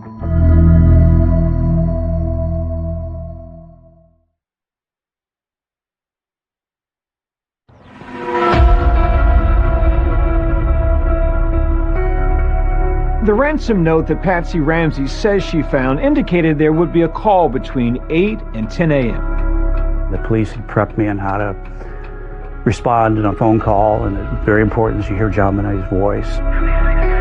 Police officers were leaving between 9:30 and 9:45 before that time period of the phone call had even expired. One lone detective was left on the scene. Detective Linda Arndt is left behind in the house with John and Patsy Ramsey. Arndt didn't have extensive homicide experience managing a kidnapping and what was about to unfold. This was likely pretty overwhelming for one lone police officer. I was praying. Linda Arndt had said to me, we're hopeful that the kidnappers will just drop Jean Benet off someplace. And I kept looking out the window, clutching this cross and just imagining that she was going to come running down the street. They're waiting for a telephone call from the kidnapper. What's going to happen next? My former ABC News colleague, Elizabeth Vargas, did one of the first extensive interviews with Detective Linda Arndt. 10 o'clock comes and goes, and there's no acknowledgement that the deadline imposed by the author of the ransom note is come and gone. Nobody said it's 10 o'clock and the kidnappers haven't called? Nobody said that. According to Arndt, neither John nor Patsy Ramsey seemed to mark it or freak out about it. She says later she found it curious that John Ramsey checked his mail in the kitchen in the middle of the crisis. How are you supposed to act when you... Oh, I don't know for sure, but I really thought I could get John Bonet back if I kept my wits about me. You know, there was a pile of envelopes that had come through our front door slot. I was looking for another communication for the kidnapper. She should have been doing that. Linda Arndt tells the restless John, why don't you look around the house, see if anything is missing or looks strange. Check the house, top to bottom. Look for anything that might belong to Jean Bonet that is in place where it shouldn't be. Were you at that point giving him perhaps a little bit of distraction, busy work? I wanted to lessen his anxiety by giving him a job to do, a task, a meaningless task. John took a friend with him. They went to the basement, and John opened the door. You opened the door to the small room. I knew instantly what I'd found. I'd found my daughter. She was lying on a white blanket. The blanket was wrapped around her. Her hands were tied above her head. She had tape over her mouth. I immediately knelt down over her, felt her cheek, took the tape off immediately off her mouth. I tried to untie the cord that was around her arms. I couldn't get the knot untied. Picked her up, and I ran upstairs and laid her on the floor, and still had a hope that she was alive. And I see John Ramsey carrying Jean Bonet up the last 3 steps from the basement. She looked like she was sleeping. She had some marks on her face and on her neck. I knelt next to her and I leaned down to her face. And John leaned down opposite, and he asked if she was dead. And I said, yes, she's dead. And as we looked at each other, I remember, and I wore a shoulder holster, tucking my gun right next to me and consciously counting, I've got 18 bullets. Why did you do that? Because I didn't know if we'd all be alive when people showed up. She clearly felt in danger at that moment. She made it clear that she thought John Ramsey killed his daughter and that he might kill her. Linda Arndt's ability to look in someone's eyes and determine they were a killer is a remarkable talent. We reached out to Detective Arndt to ask her about her reaction back then, but she did not respond. Ramsey has long been upset with her. She said, yeah, I saw it in John's eyes. I knew he was guilty. That was the detective that was there that morning. How is it that you have all these cops searching a home and nobody finds the body, but you asked John Ramsey to go look for things out of the ordinary, and he finds his daughter in a room that had never been opened by anybody in law enforcement? That's crazy. He lays her on the living room floor where just a few minutes before, friends and neighbors have been walking and, bringing in fibers and whatever to contaminate the scene. And then the coup de grace. He grabs a blanket, which is full of who knows what kind of contaminants, and throws it over the body. Patsy was being kept out of the room, and I didn't want Patsy to see John Bonet laying there like that. I remember walking in and seeing her lying there in front of the Christmas tree. I knelt down over her and just laid my body on her body and my cheek against her cheek, and it was cold. And Father Raw was there, and he started saying the last rites, I believe, and I just kept saying, no, ask God to raise her.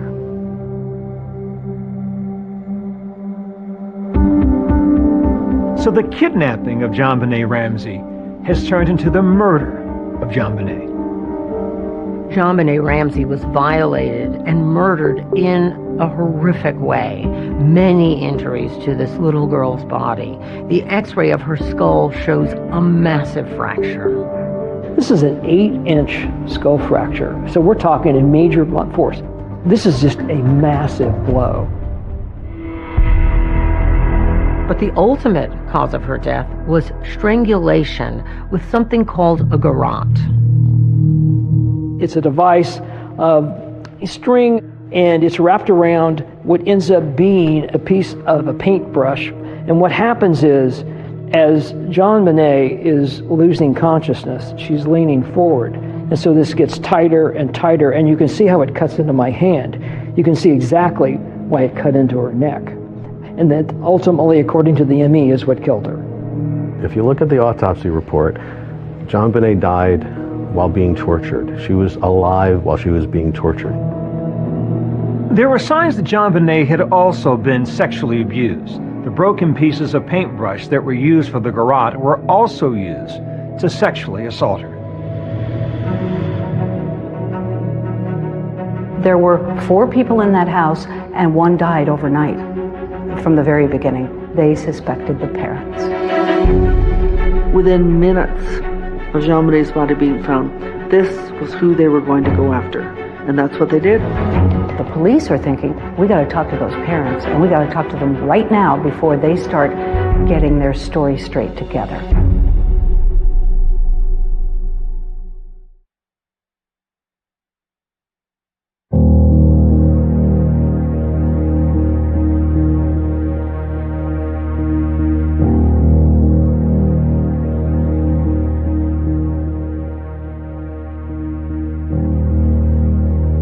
When JonBenét's body was brought out past the candy canes decorating the front of the house, there were only a couple of reporters outside to capture that.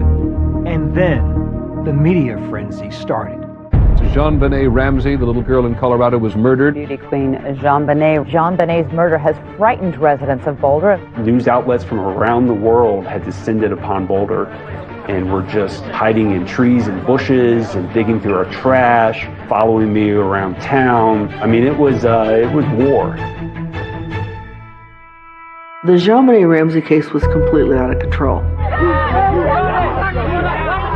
You also have to remember the O.J. Simpson case had wrapped up. The 24-hour news cycle, their content had dried up. And so along came the Ramsey family, and we fit right into that slot. JonBenét Ramsey was a precocious 6-year-old. She had been strangled to death in the basement of her own home. You have the shock, this incredibly horrendous crime,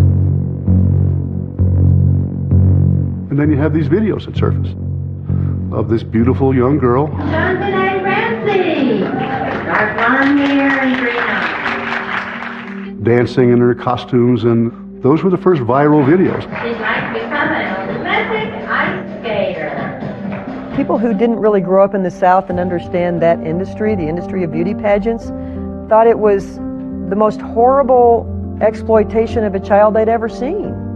So when those images started playing across the television, people started thinking, what's wrong with that family? For many, this was their first glimpse into the world of child pageants. Long before shows Tested 15. like Toddlers and Tiaras. Stage number 65, Alana. But John Ramsey tells me it was something that would bring joy to JonBenét and his wife, Patsy. The pageant photos came out, and that made it more juicy. Yeah. And that was just something that Patsy and JonBenét had fun with. JonBenét never participated in what I would call a beauty contest. She participated in a talent show. She would sing and dance? She would sing, she would dance. I want to be a cowboy sweetheart. I want to learn to rope and to ride. These were such a small, minuscule part of what JonBenét was all about. I think it's just because the photographs were so available and so beautiful that it took on a life of its own. It's part of what turned it into an international circus. This little girl's image was everywhere overnight. The biggest negative factor about John and Patsy Ramsey was that they had allowed their daughter to be in child beauty pageant contests, and people did not like them. But to think they would murder their own daughter was unimaginable, yet police found evidence that, in their minds, pointed towards the Ramseys. When you start with children of this age, when they die, tend to die at the hands of their parents. So the focus is naturally going to be on the parents to begin with. Now, in the house, the ransom note is written on a pad that belongs to Patsy. This is the notepad. This location right here is where the note was physically found by Patsy. The pen that was used was in the house. The garrote that was used in JonBenet's murder also got the attention of investigators because of what it was made of. It basically is an artist's paintbrush that's broken, and what's important is that it actually came from Patsy's art supply. And there were even fibers on the backside of the duct tape that had been on JonBenet's mouth from Patsy's clothing. And that was important, but Patsy lived in the house, so those could have been there anyway. The police started thinking, well, maybe this is just a cover-up, that the Ramseys harmed their child some way, then panicked and tried to create basically a kidnapping scenario. Patsy and John should have been taken to the police station immediately for separate interviews, for examination of their body for defensive wounds, for collection of their clothing. That never happened. At this point, they haven't interviewed the mother or father. Not surprisingly, they're still very grief-stricken. They have not been in any kind of condition to be interviewed. My father, myself, we all marched into that police station. We gave blood, we gave hair, we gave fingerprints. The thing that really stuck with me is two detectives hand me their business cards, and one says narcotics officer and the other says auto theft. And I bury my head into my hands because I knew at that point we were in a bad spot. Though the police had spoken to John Ramsey after JonBenet's body was found, what they really wanted to do was formally interrogate the couple. The police are thinking, we got to talk to those parents, and we got to talk to them right now before they start getting their story straight together. Your lawyers advised you then not to submit to police questions. Why not, people say? Wouldn't you have wanted to tell them everything? Well, I don't recall that our lawyers told us that at the time. We said, yeah, we want to keep working with you, but can't you come here? We can't go out. Patsy was in bed. Patsy was barely able to move. We were perfectly willing and anxious to work with the police to find the killer. We had a higher priority at that point, and that was to bury our daughter. The family is flying the body back to Atlanta for burial. On New Year's Eve, JonBenet was laid to rest just outside Atlanta, Georgia. This service is in loving memory of JonBenet Patricia Ramsey. We flew back to Atlanta to bury JonBenet. Atlanta being our home. Atlanta being where my oldest sister Beth is buried. We give thanks today for JonBenet, for the love that she had for her parents. I want to go back to the funeral. Whatever we do, we're going to go through it together. We may not get far, but sure as the star, wherever we are, it's together. Wherever we are, it's together. We sang that. She and I sang that together. We'd sing it driving in the car, and we just knew that we would always be together in everything. I wanted my children to know that I was with them through thick and thin, regardless of what happened in life. Unconditional love. Oh, look at that. You can go places now. Everybody wanted to see these parents. Everybody wanted to talk to these parents, especially the police. When you realized that you two were the prime suspects, what did you think?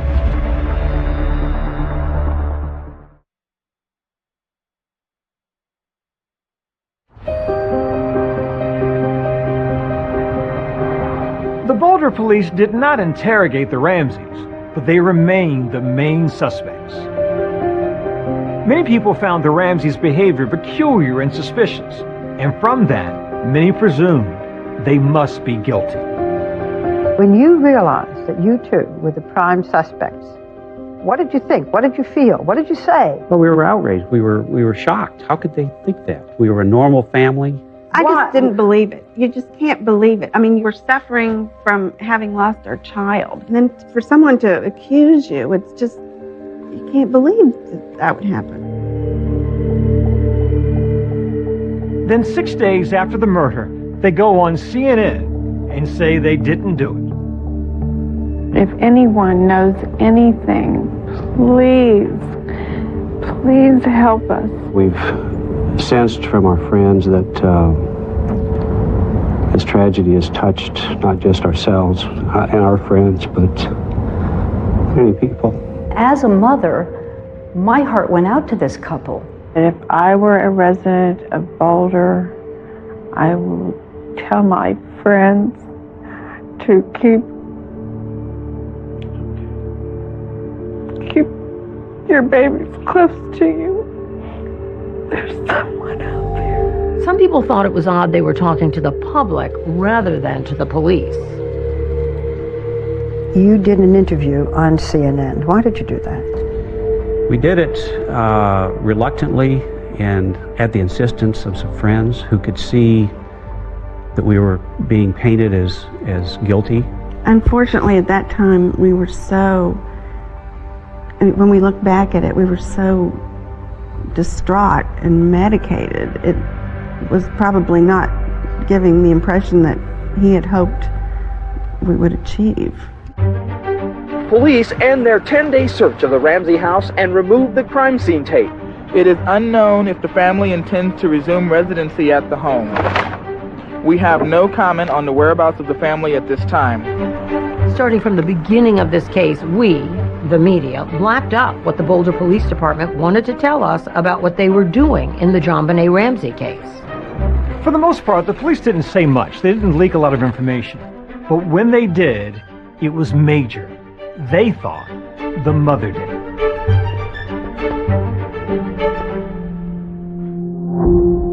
Some people who believe Patsy killed her daughter believe it was over bedwetting and then staged it to look like an intruder. The bedwetting theory was a big theory at the time. I'm a cancer survivor of stage 4 cancer. When you are standing on the brink of death with a terminal illness, your priorities suddenly line up. Bedwetting is totally insignificant. I love my children. I wouldn't harm them for anything in the world. But many Americans were riveted by that possibility that the Ramseys might have done this. Some of the authorities have said that you staged this, that you loosely tied your daughter's hands, that you put the noose, the garrote, to make it look as if some terrible person had done this, that this whole picture was staged. Well, that's absurd. This was done by a terrible person.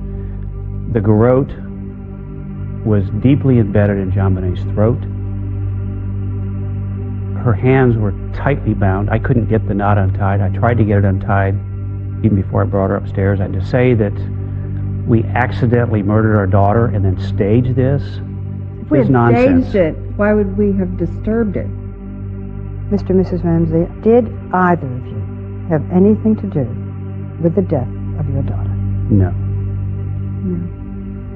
Mr. Ramsey, did you kill JonBenet? No, I did not. Mrs. Ramsey, did you kill your daughter? No, I did not kill my daughter. How do you feel when I ask you these questions? Insulted, pain, hurtful. How can I tell you how much I love my daughter? I love her from the depths of my being. It's just unimaginable. There was a Gallup poll at the time that said something like 70% of the American public thought that you or your wife were guilty. I remember reading that. And it's like, well, I get it. That's what you were told over and over again. There's so many puzzle pieces here that just don't fit. Do you really think your daughter's murderer will be found? Yes, I do. Because the killer has never been pursued. An objective, wide investigation hasn't taken place. The parents have been focused on it. That's all that's been done. I think it's solvable. I really believe it's solvable given today's technology. There are a lot of people in this country who hope that that crime is solved in your lifetime. The suspect might be out there and be someone who's completely unknown, who has never been on anyone's radar. What we know is that just within a few mile radius of the Ramseys' home, there was approximately 38 to 40 sex offenders in that area. And the question is, have they all been completely vetted? And decades later, granddaughters of one of the investigators joined the search for the killer. There's a lot more evidence to cover and more myths to debunk. But I do want to get the truth out there. Was it an accident? Was it intentional? Premeditated? I want to say something to the person or persons that took this baby from us. The list of suspects narrows. Soon there will be no one on the list but you.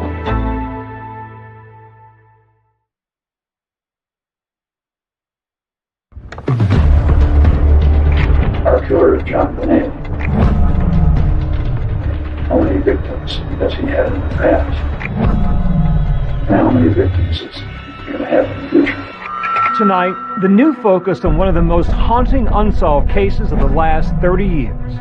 Will the spotlight push the police for further DNA testing? I just need some specifics from the police. Are you doing this? Are you doing this? Now, new interviews. They targeted you, John. They wanted to hurt you. And they did that by killing your daughter. What you've never heard before from Patsy Ramsey. The police were more concerned with feeding the frenzy of media sharks every day than in finding the killer of our daughter. The detective who left the police to pursue his own investigation. Lou dedicated a big part of his life to finding John Bonet's murderer. Detective Lou Smith was like, whoa. He just said, I have a name. I want you to write it down. Is the answer in the list he left behind? Our grandfather was a detective on one of the biggest unsolved murders in our generation. Do you think if they'd taken the help offered 28 years ago, this case would have been solved by now? Oh, yeah. I have no doubt. There's a good opportunity to really find out who did this.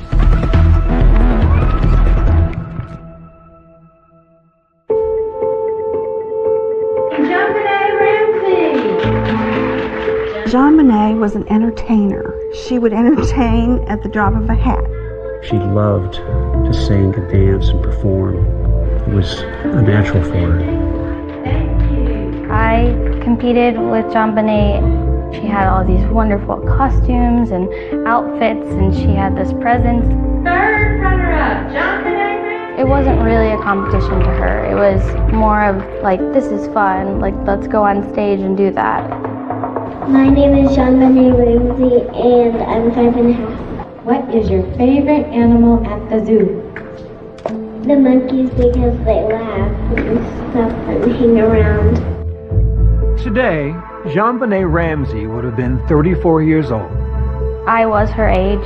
She would be my age now. She would be pursuing her own career. She never got to grow up. She is frozen in time now.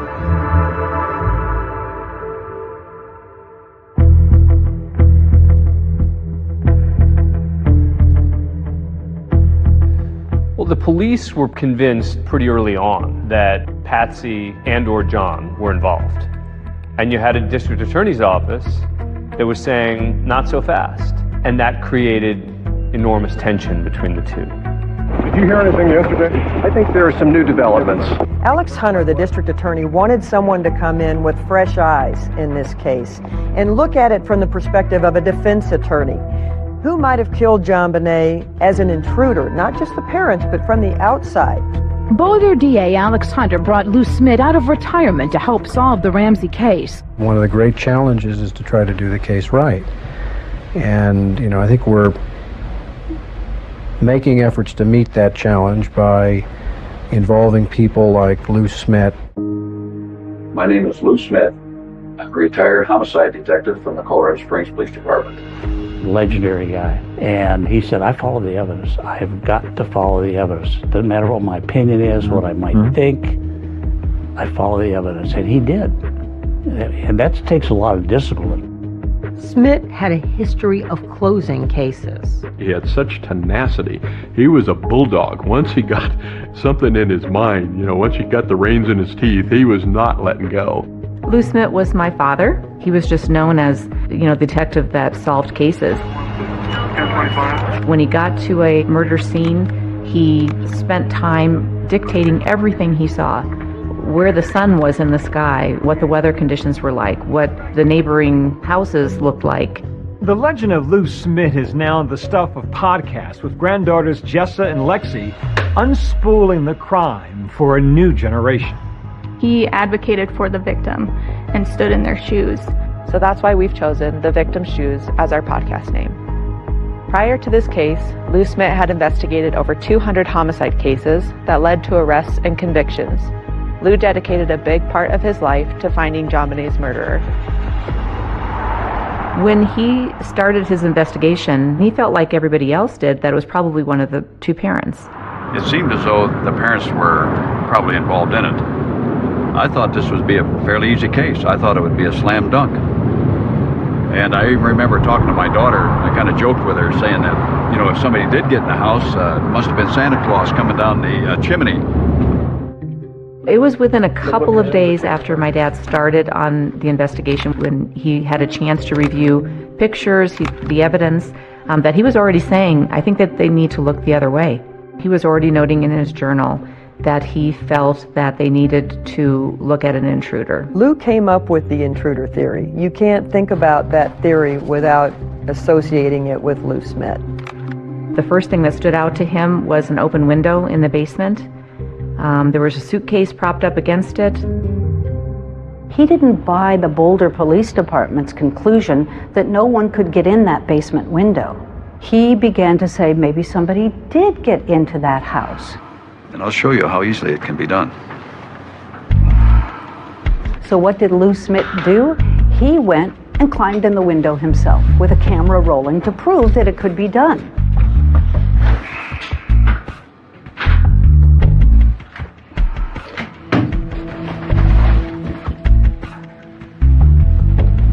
It really wasn't that difficult coming in that window.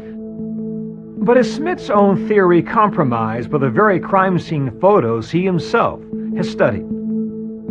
There are cobwebs in the window, which could support that no one did go through this window.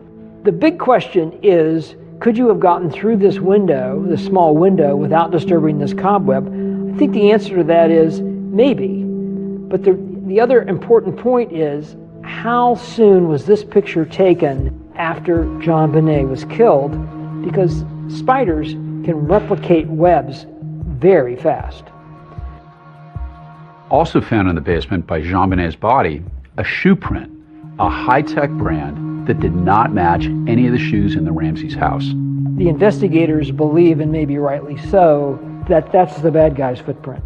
The counter-argument is that footprint image could have been inadvertently left by police officers at the scene. But a more disturbing image in Lou Smith's investigation comes from two marks left on JonBenet's face and back. The marks themselves, both on the back and on the face, were the same distance apart. Suddenly a little light went on, and it was just like, wait a minute, it was a stun gun. Smith looked at other murders where a stun gun was known to have been used. He examined photos of a crime victim who had a known stun gun wound. And the marks are very similar to the face of JonBenet. He also looked into an experiment performed using stun guns on pigs. These marks were also the same as the marks found on JonBenet. When we did the pigs, we get perfect marks, just almost like on the back of JonBenet. This brings back our grandpa's whole motto that things are usually what they seem. Don't make it complicated. To make things less complicated, Smith transferred all his knowledge and thoughts about the case to VHS tape, leaving behind a 6-hour video presentation of his intruder theory. There's no reason at all for the Ramseys to use a stun gun, and the Ramseys don't have a stun gun. If it's not a stun gun, what is it? That's the question I always ask. You tell me what it is. Lou Smith stood up and said, wait a second, we need to look at this again. It actually is possible. It actually is plausible. And in his mind, it's actually the most likely scenario. But there have been challenges from the beginning of this case. There were published reports that the Boulder Police Department refused to accept assistance from outside law enforcement. Denver police called and offered 2 experienced homicide detectives to come work at Boulder under their direction full-time. They turned it down. Do you think if they'd taken the help offered 28 years ago, this case would have been solved by now? Oh yeah, I have no doubt. I've been told by experienced homicide detectives over the years, this is not a hard case to solve, but they needed to be on it immediately. Lou Smith thought that the Ramseys were being targeted unfairly. Thought there was something drastically wrong. I had seen evidence of an intruder. One thing the police and the district attorney do agree on, both want the Ramseys to come in for a formal videotaped interrogation. And when that day finally comes, it gets heated. Go back to the damn drawing board. I didn't do it.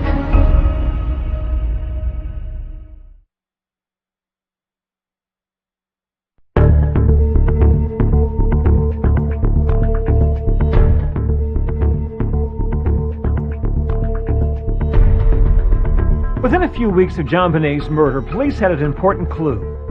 The discovery of foreign DNA found underneath her fingernails and in her underwear. DNA that does not match the Ramsey family, and it shows a foreign male presence. They sat on that for months. They knew at the time that there was DNA in her panties.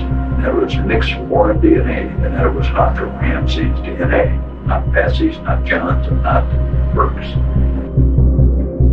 Detective Lou Smith was like, whoa, while you're pouring water all over the intruder theory, you're not revealing that you have unidentified DNA and it doesn't match anybody in the Ramsey family.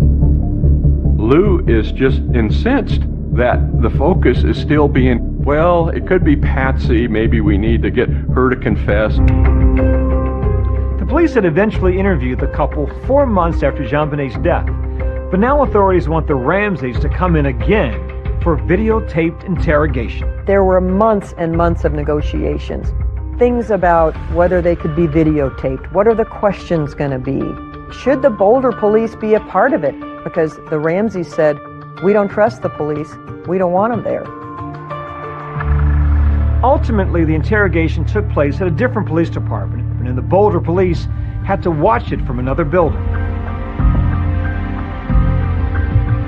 The Ramseys finally sit down with the police for 3 days of videotaped interrogations in June 1998, a year and a half after Jean Bonet's murder. We were there for as long as they wanted, would have stayed for 2 weeks had they wanted. The myth that we didn't cooperate is nonsense.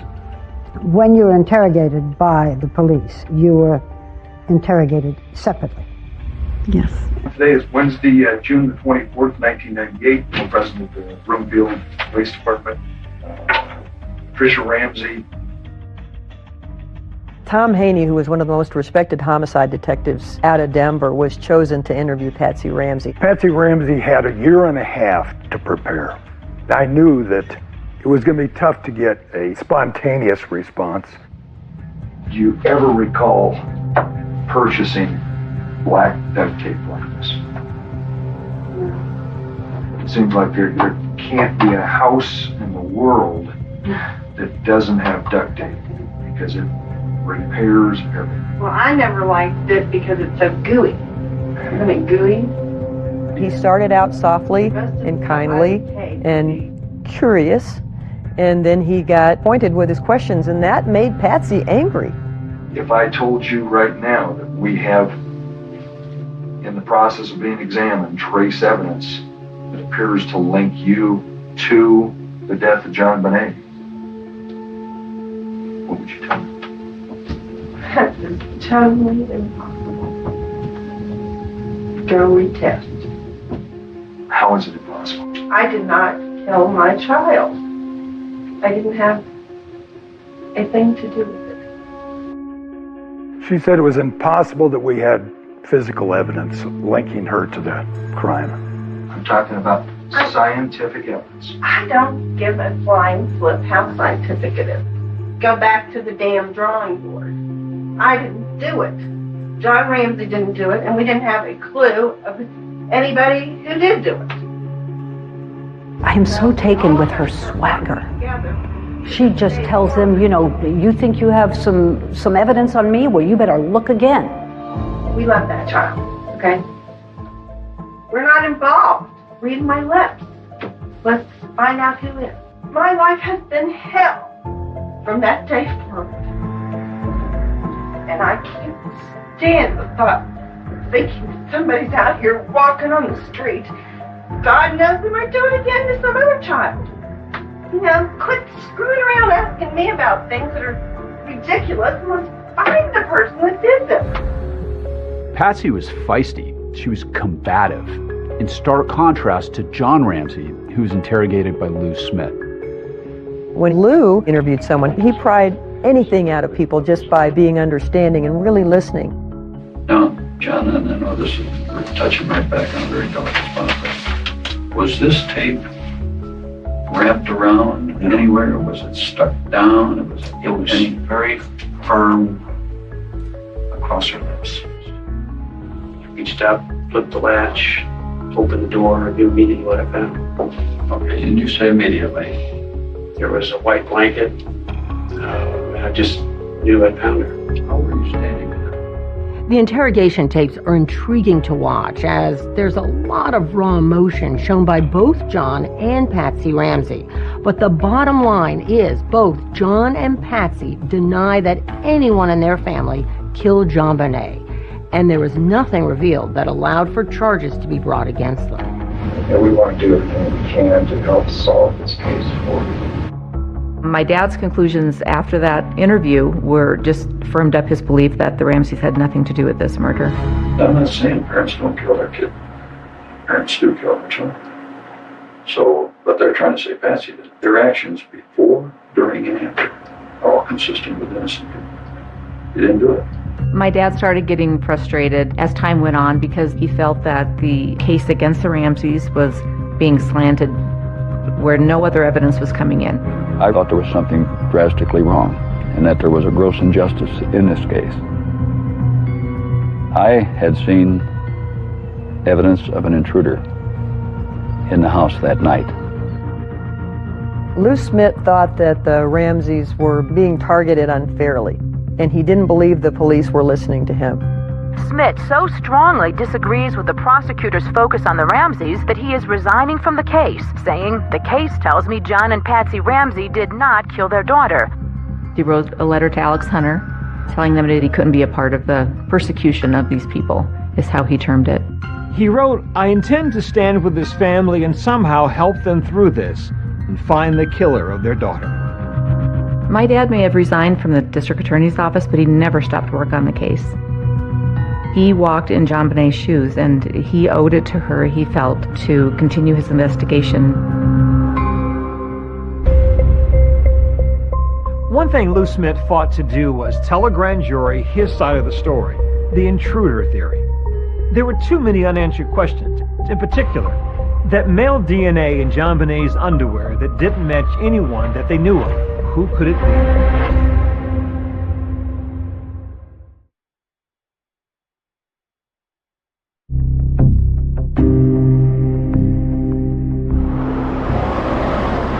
Grand jurors arrived at the Boulder County Justice Center this morning and were escorted into the courthouse by sheriff's deputies. There was enormous pressure on District Attorney Alex Hunter to call for a grand jury, and it took him almost 2 years to actually call one. I think it was the media pressure and pressure from the police that forced him to make that call. A lot of work went into it. You have to remember, this case was happening just after other high-profile murder cases in the country. What did you think of your parents at that point by October 31st? I thought they were these great people that I had killed. From the Menendez brothers to O.J. Simpson. O.J. did it! Those high-profile cases were on most of the country's mind. Good morning, Counsel. Most people think the evidence of Simpson's guilt was insurmountable. We, the jury, in the above entitled action, find the defendant, Orenthal James Simpson, not guilty of the crime of murder. And yet, he walked. Alex remembered that. He told me one time, "I don't want to spend 2 years of my life and $5 million of the taxpayers' money and lose in court." Alex Hunter sat a grand jury for 13 months. Are you surprised by anything you've seen? No. Over 13 months, those people heard over 100 witnesses. My name is Jonathan Webb. I was a grand juror on the JonBenet Ramsey case. It bothers me that the murder of a little girl like this has gone on unsolved for essentially a quarter century. Members of the grand jury looking like detectives themselves as they finally toured the Ramsey house. From a crime scene perspective, it was very disturbing how she was found.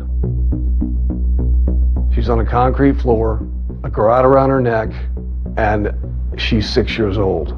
That's pretty horrible. Webb told us that the grand jury spent most of their time focused on two main issues. First, who wrote that ransom note? We heard from 3 handwriting experts, and even though the handwriting experts couldn't definitively say that she wrote it, they all 3 came to the same conclusion that it could have been Patsy Ramsey.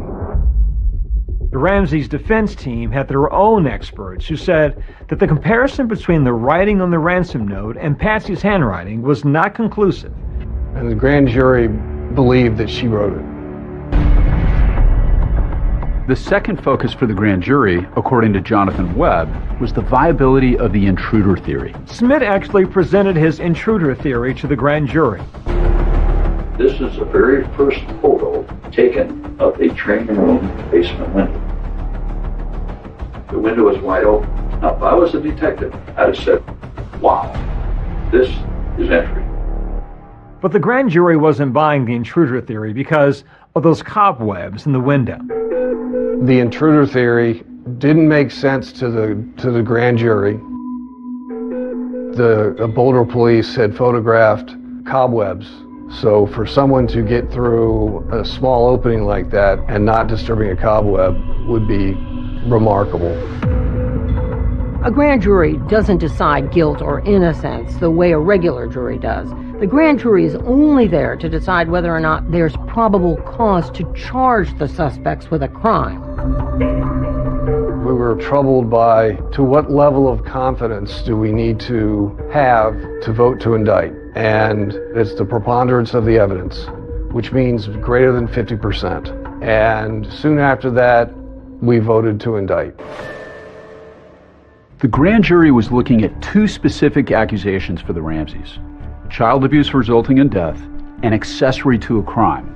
The grand jury couldn't point the finger at Patsy or John specifically, but they were sure that one of them committed the crime and the other person helped to carry it out.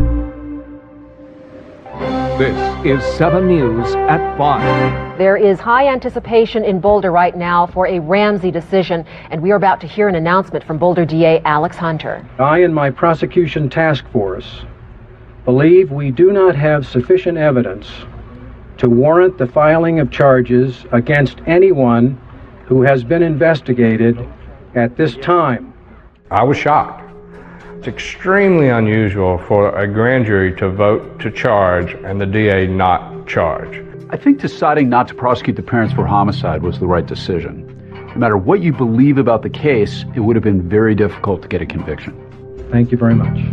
There were too many questions, in particular, that DNA in the underwear that appears to have been from a man didn't match anyone they knew of.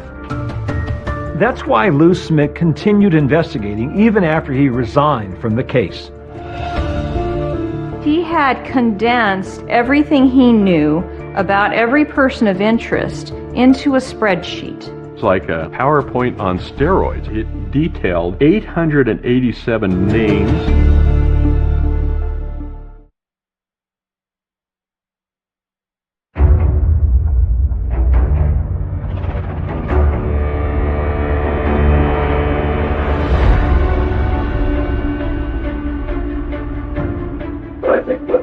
This whole case has always been DNA. The killer left behind, I believe, part of his DNA. On their podcast, Lou Smith's granddaughter spoke about his focus on the DNA in the case. Over nearly 13 years, Lou took all of the information that he had on this case and developed a database. In this particular murder, he thought that DNA would solve this case. And thanks to major advances in DNA, a number of big surprises were about to come to the case. What became groundbreaking at the time was a thing called touch DNA. Essentially, when someone touches something, the skin cells they leave behind can be tested. In 2008, the then district attorney for Boulder, Mary Lacey, decided to do a new round of DNA testing on JonBenét's pajama leggings. Remember, there was already DNA from an unknown male found under JonBenét's fingernails and in her underwear. But analysis of touch DNA on her leggings uncovered something new. DNA from at least one unknown male, maybe two. In recent months, investigators used that new procedure, which helped them discover fresh DNA on JonBenét's long johns, left by the killer's fingertips. Now new DNA analysis proves just that. The Boulder District Attorney clears all members of the Ramsey family in the murder of their 6-year-old daughter, JonBené. That's a pretty big development. You've got DNA now in 3 places that doesn't match anybody in the Ramsey family. That's a pretty clear indication that somebody else was there, and nobody knows whose DNA it is. This revelation of this new unmatched DNA drove the district attorney to announce they're no longer looking at the family. The news broke here at the district attorney's office with this incredible letter to JonBenét's father. DA Mary Lacey wrote, "John Ramsey, we do not consider your immediate family, including you, your wife Patsy, and your son Burke, to be under any suspicion in the commission of this crime." The DA also apologized to the Ramseys. She wrote in part, "To the extent that we may have contributed in any way to the public perception that you might have been involved in this crime, I am deeply sorry." John Ramsey responded to the DA's letter and the stunning development on a local newscast. We're certainly grateful for an acknowledgement that we are innocent, that this was an intruder, which of course we've always maintained. But this is a reminder how often that they are human beings and how often they get it wrong, how often their biases take them down the wrong path. Somebody told me in the police world, they said the most dangerous thing is a police department that's made up their mind. And that's really what happened in our case. All it takes is one match to the DNA, and you've possibly nailed the killer. Our killer, JonBenet, how many victims has he had in the past? And how many victims is he going to have in the future? And so this killer could still be murdering even today. Lou Smith dedicated years to investigating the JonBenet Ramsey murder case. But eventually, he ran out of time. When he got sick with cancer, he knew that his time was limited. And so during that time, he just talked to others about not letting this case die. He had people coming every single day, 60 to 70, 80 people a day, coming to see him. And they said their goodbyes. And during that time, he would still talk about the case. I remember about the last 3 days, he had slipped into a coma, and the conversations would become one way, and I don't know if you could hear me or not.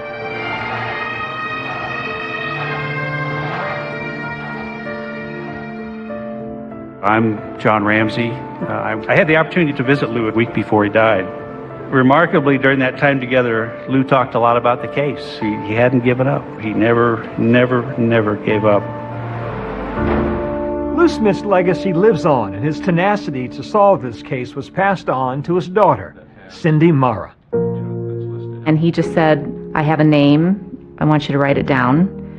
And I did. And he said, that's where you start. You know, we'd be glad to pay that. We don't have that electronic report, so we would need Boulder to send it. After my dad died, you know, a couple of us, our family, and then some of his old homicide partners, we just formed a team. You want to go down to number 2, because that is an in-state one. Yep. What we all share in common is that commitment to fulfill Lou's dying wish, that this case doesn't die with him. And I think it's that devotion, that respect, that love for Lou is what keeps our team moving forward. According to investigators, there were other possible suspects, including a local Santa in town who had previous interactions with the Ramseys.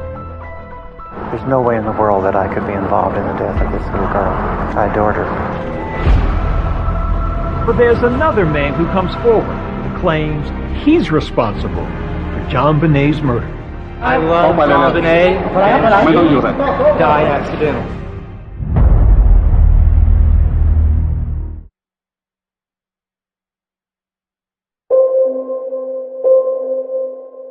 The mystery surrounding the murder of JonBenet Ramsey haunted Lou Smith until the day he died. They left behind that detailed list, hoping that one day JonBenet's killer would finally be brought to justice. He had condensed everything he knew about every person of interest into a spreadsheet. It was like a PowerPoint on steroids. The spreadsheet detailed 887 names. He wanted us to take the list that he had and try and keep the case alive. Out of those 887 entries, by the time he went into hospice, Lou had marked 134 cleared. Over the years, there have been many leads that seemed promising at one time or another. That new Netflix documentary making news details how just months after JonBenet's murder, a 12-year-old girl who lived less than 2 miles from the Ramseys was attacked as she slept in her bed. Sometime in the late hours, Mom hears a noise going on.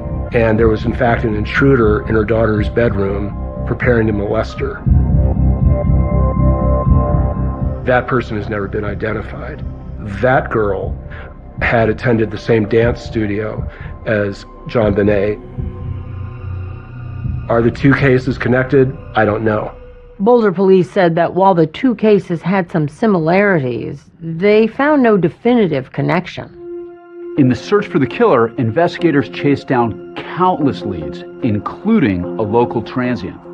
Here you have Gary Oliva, who apparently on the night or the next day after JonBenet was killed, called a friend and told him over the phone that he had hurt a child. All of a sudden I get a phone call, and it's Gary, and he's sobbing into the phone like I've never heard anybody sob in my entire life. I hurt a little girl. He was a homeless man who hung out at a church just a block and a half from the Ramseys' home. And he confessed that he killed JonBenet Ramsey. They took a look at him, but eventually eliminated him because there is absolutely no connection between he and the Ramseys. And his DNA, they used that to eliminate him. Investigators also looked into Bill McReynolds, a local Santa Claus who'd worked at the Ramseys' holiday parties. JonBenet had made a comment that he, Bill McReynolds, was coming to their house to see JonBenet. I think everybody thought that was a little weird. His DNA didn't match, and he's out of the picture. And then Alex Hunter, the Boulder County District Attorney, speaks directly to the killer. I want to say something to the person or persons that committed this crime. The list of suspects narrows. Soon there will be no one on the list but you. A day after the DA rattles the cage, a man named Michael Helgoth attracts the attention of authorities. Michael Helgoth evidently committed suicide the day after the Boulder District Attorney threatened that, hey, we're going to find you. The death of this child has broken all of our hearts. We will see that justice is served in this case and that you pay for what you did. That speech was designed to get the killer nervous. When Michael was found dead, there was a stun gun at his residence. Also, there was a pair of high-tech boots. These two clues had previously been linked to JonBenet's murder. Stun gun, a bit odd for people to have. High-tech boots, fairly common thing for people to have. But the real clincher would be DNA didn't match, and he has no connection to the Ramsey family. And so investigators also eliminate Helgoth as a person of interest. Investigators finally felt they had a real break in the case with John Mark Carr. He famously claimed he was with JonBenet when she died. I love JonBenet. Died accidentally. No. Her death was an accident. So you were in the basement? Yes. Problem is, he wasn't in Boulder, Colorado when she died, and his DNA didn't match. Even though Carr claimed he was in the basement when JonBenet died, there was just no physical evidence linking him to her murder. And so Carr was eliminated as a suspect. Take a look at it. Decades later, the search still goes on for the little girl's killer. What our team has been doing is focusing on collecting DNA and testing DNA. I think it's imperative that we investigate every credible suspect that's been provided. If we keep at it, hopefully we'll finally whittle it down to one person remaining on that list. Do you think you know who the killer is? You know, no, I don't. And this is a very dark, evil person. I don't know anybody like that. But could advances in DNA technology finally help catch the person who killed JonBenet?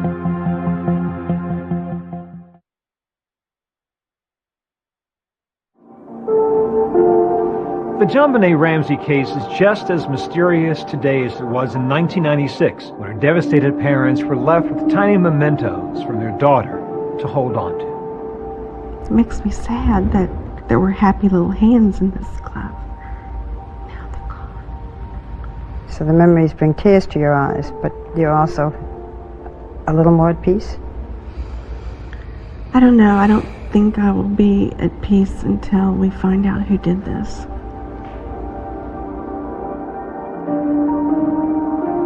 For Patsy Ramsey, sadly, her fight to find her daughter's killer ended in 2006 when she passed away.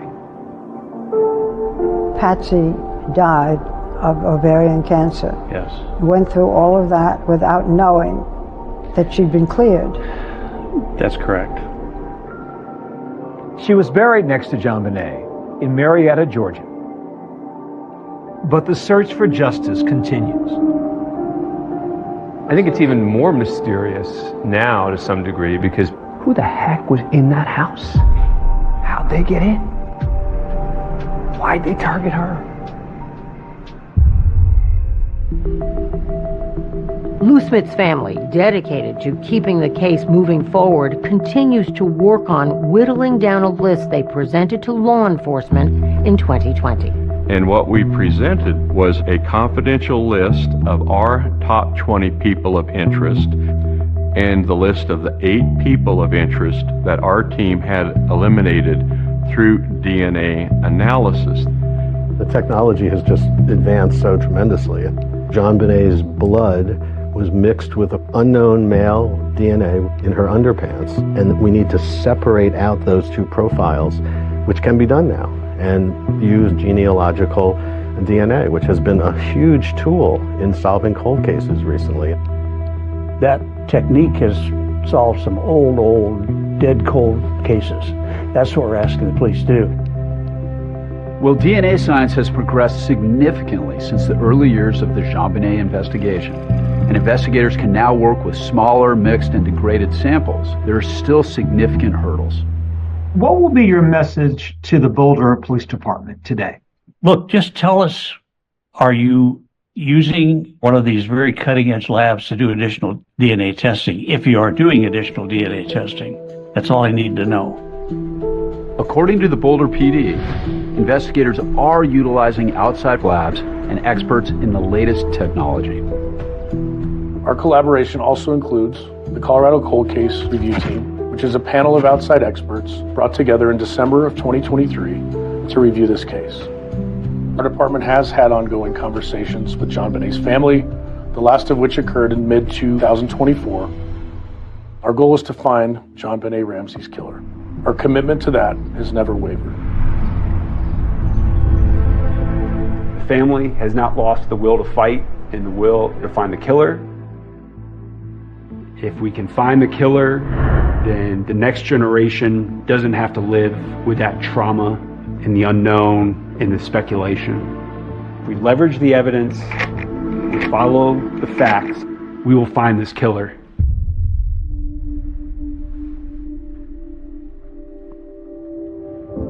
My dad certainly suffered a tremendous amount, but I think he's focused on life today and enjoying life with his family and grandkids, and he's remarried.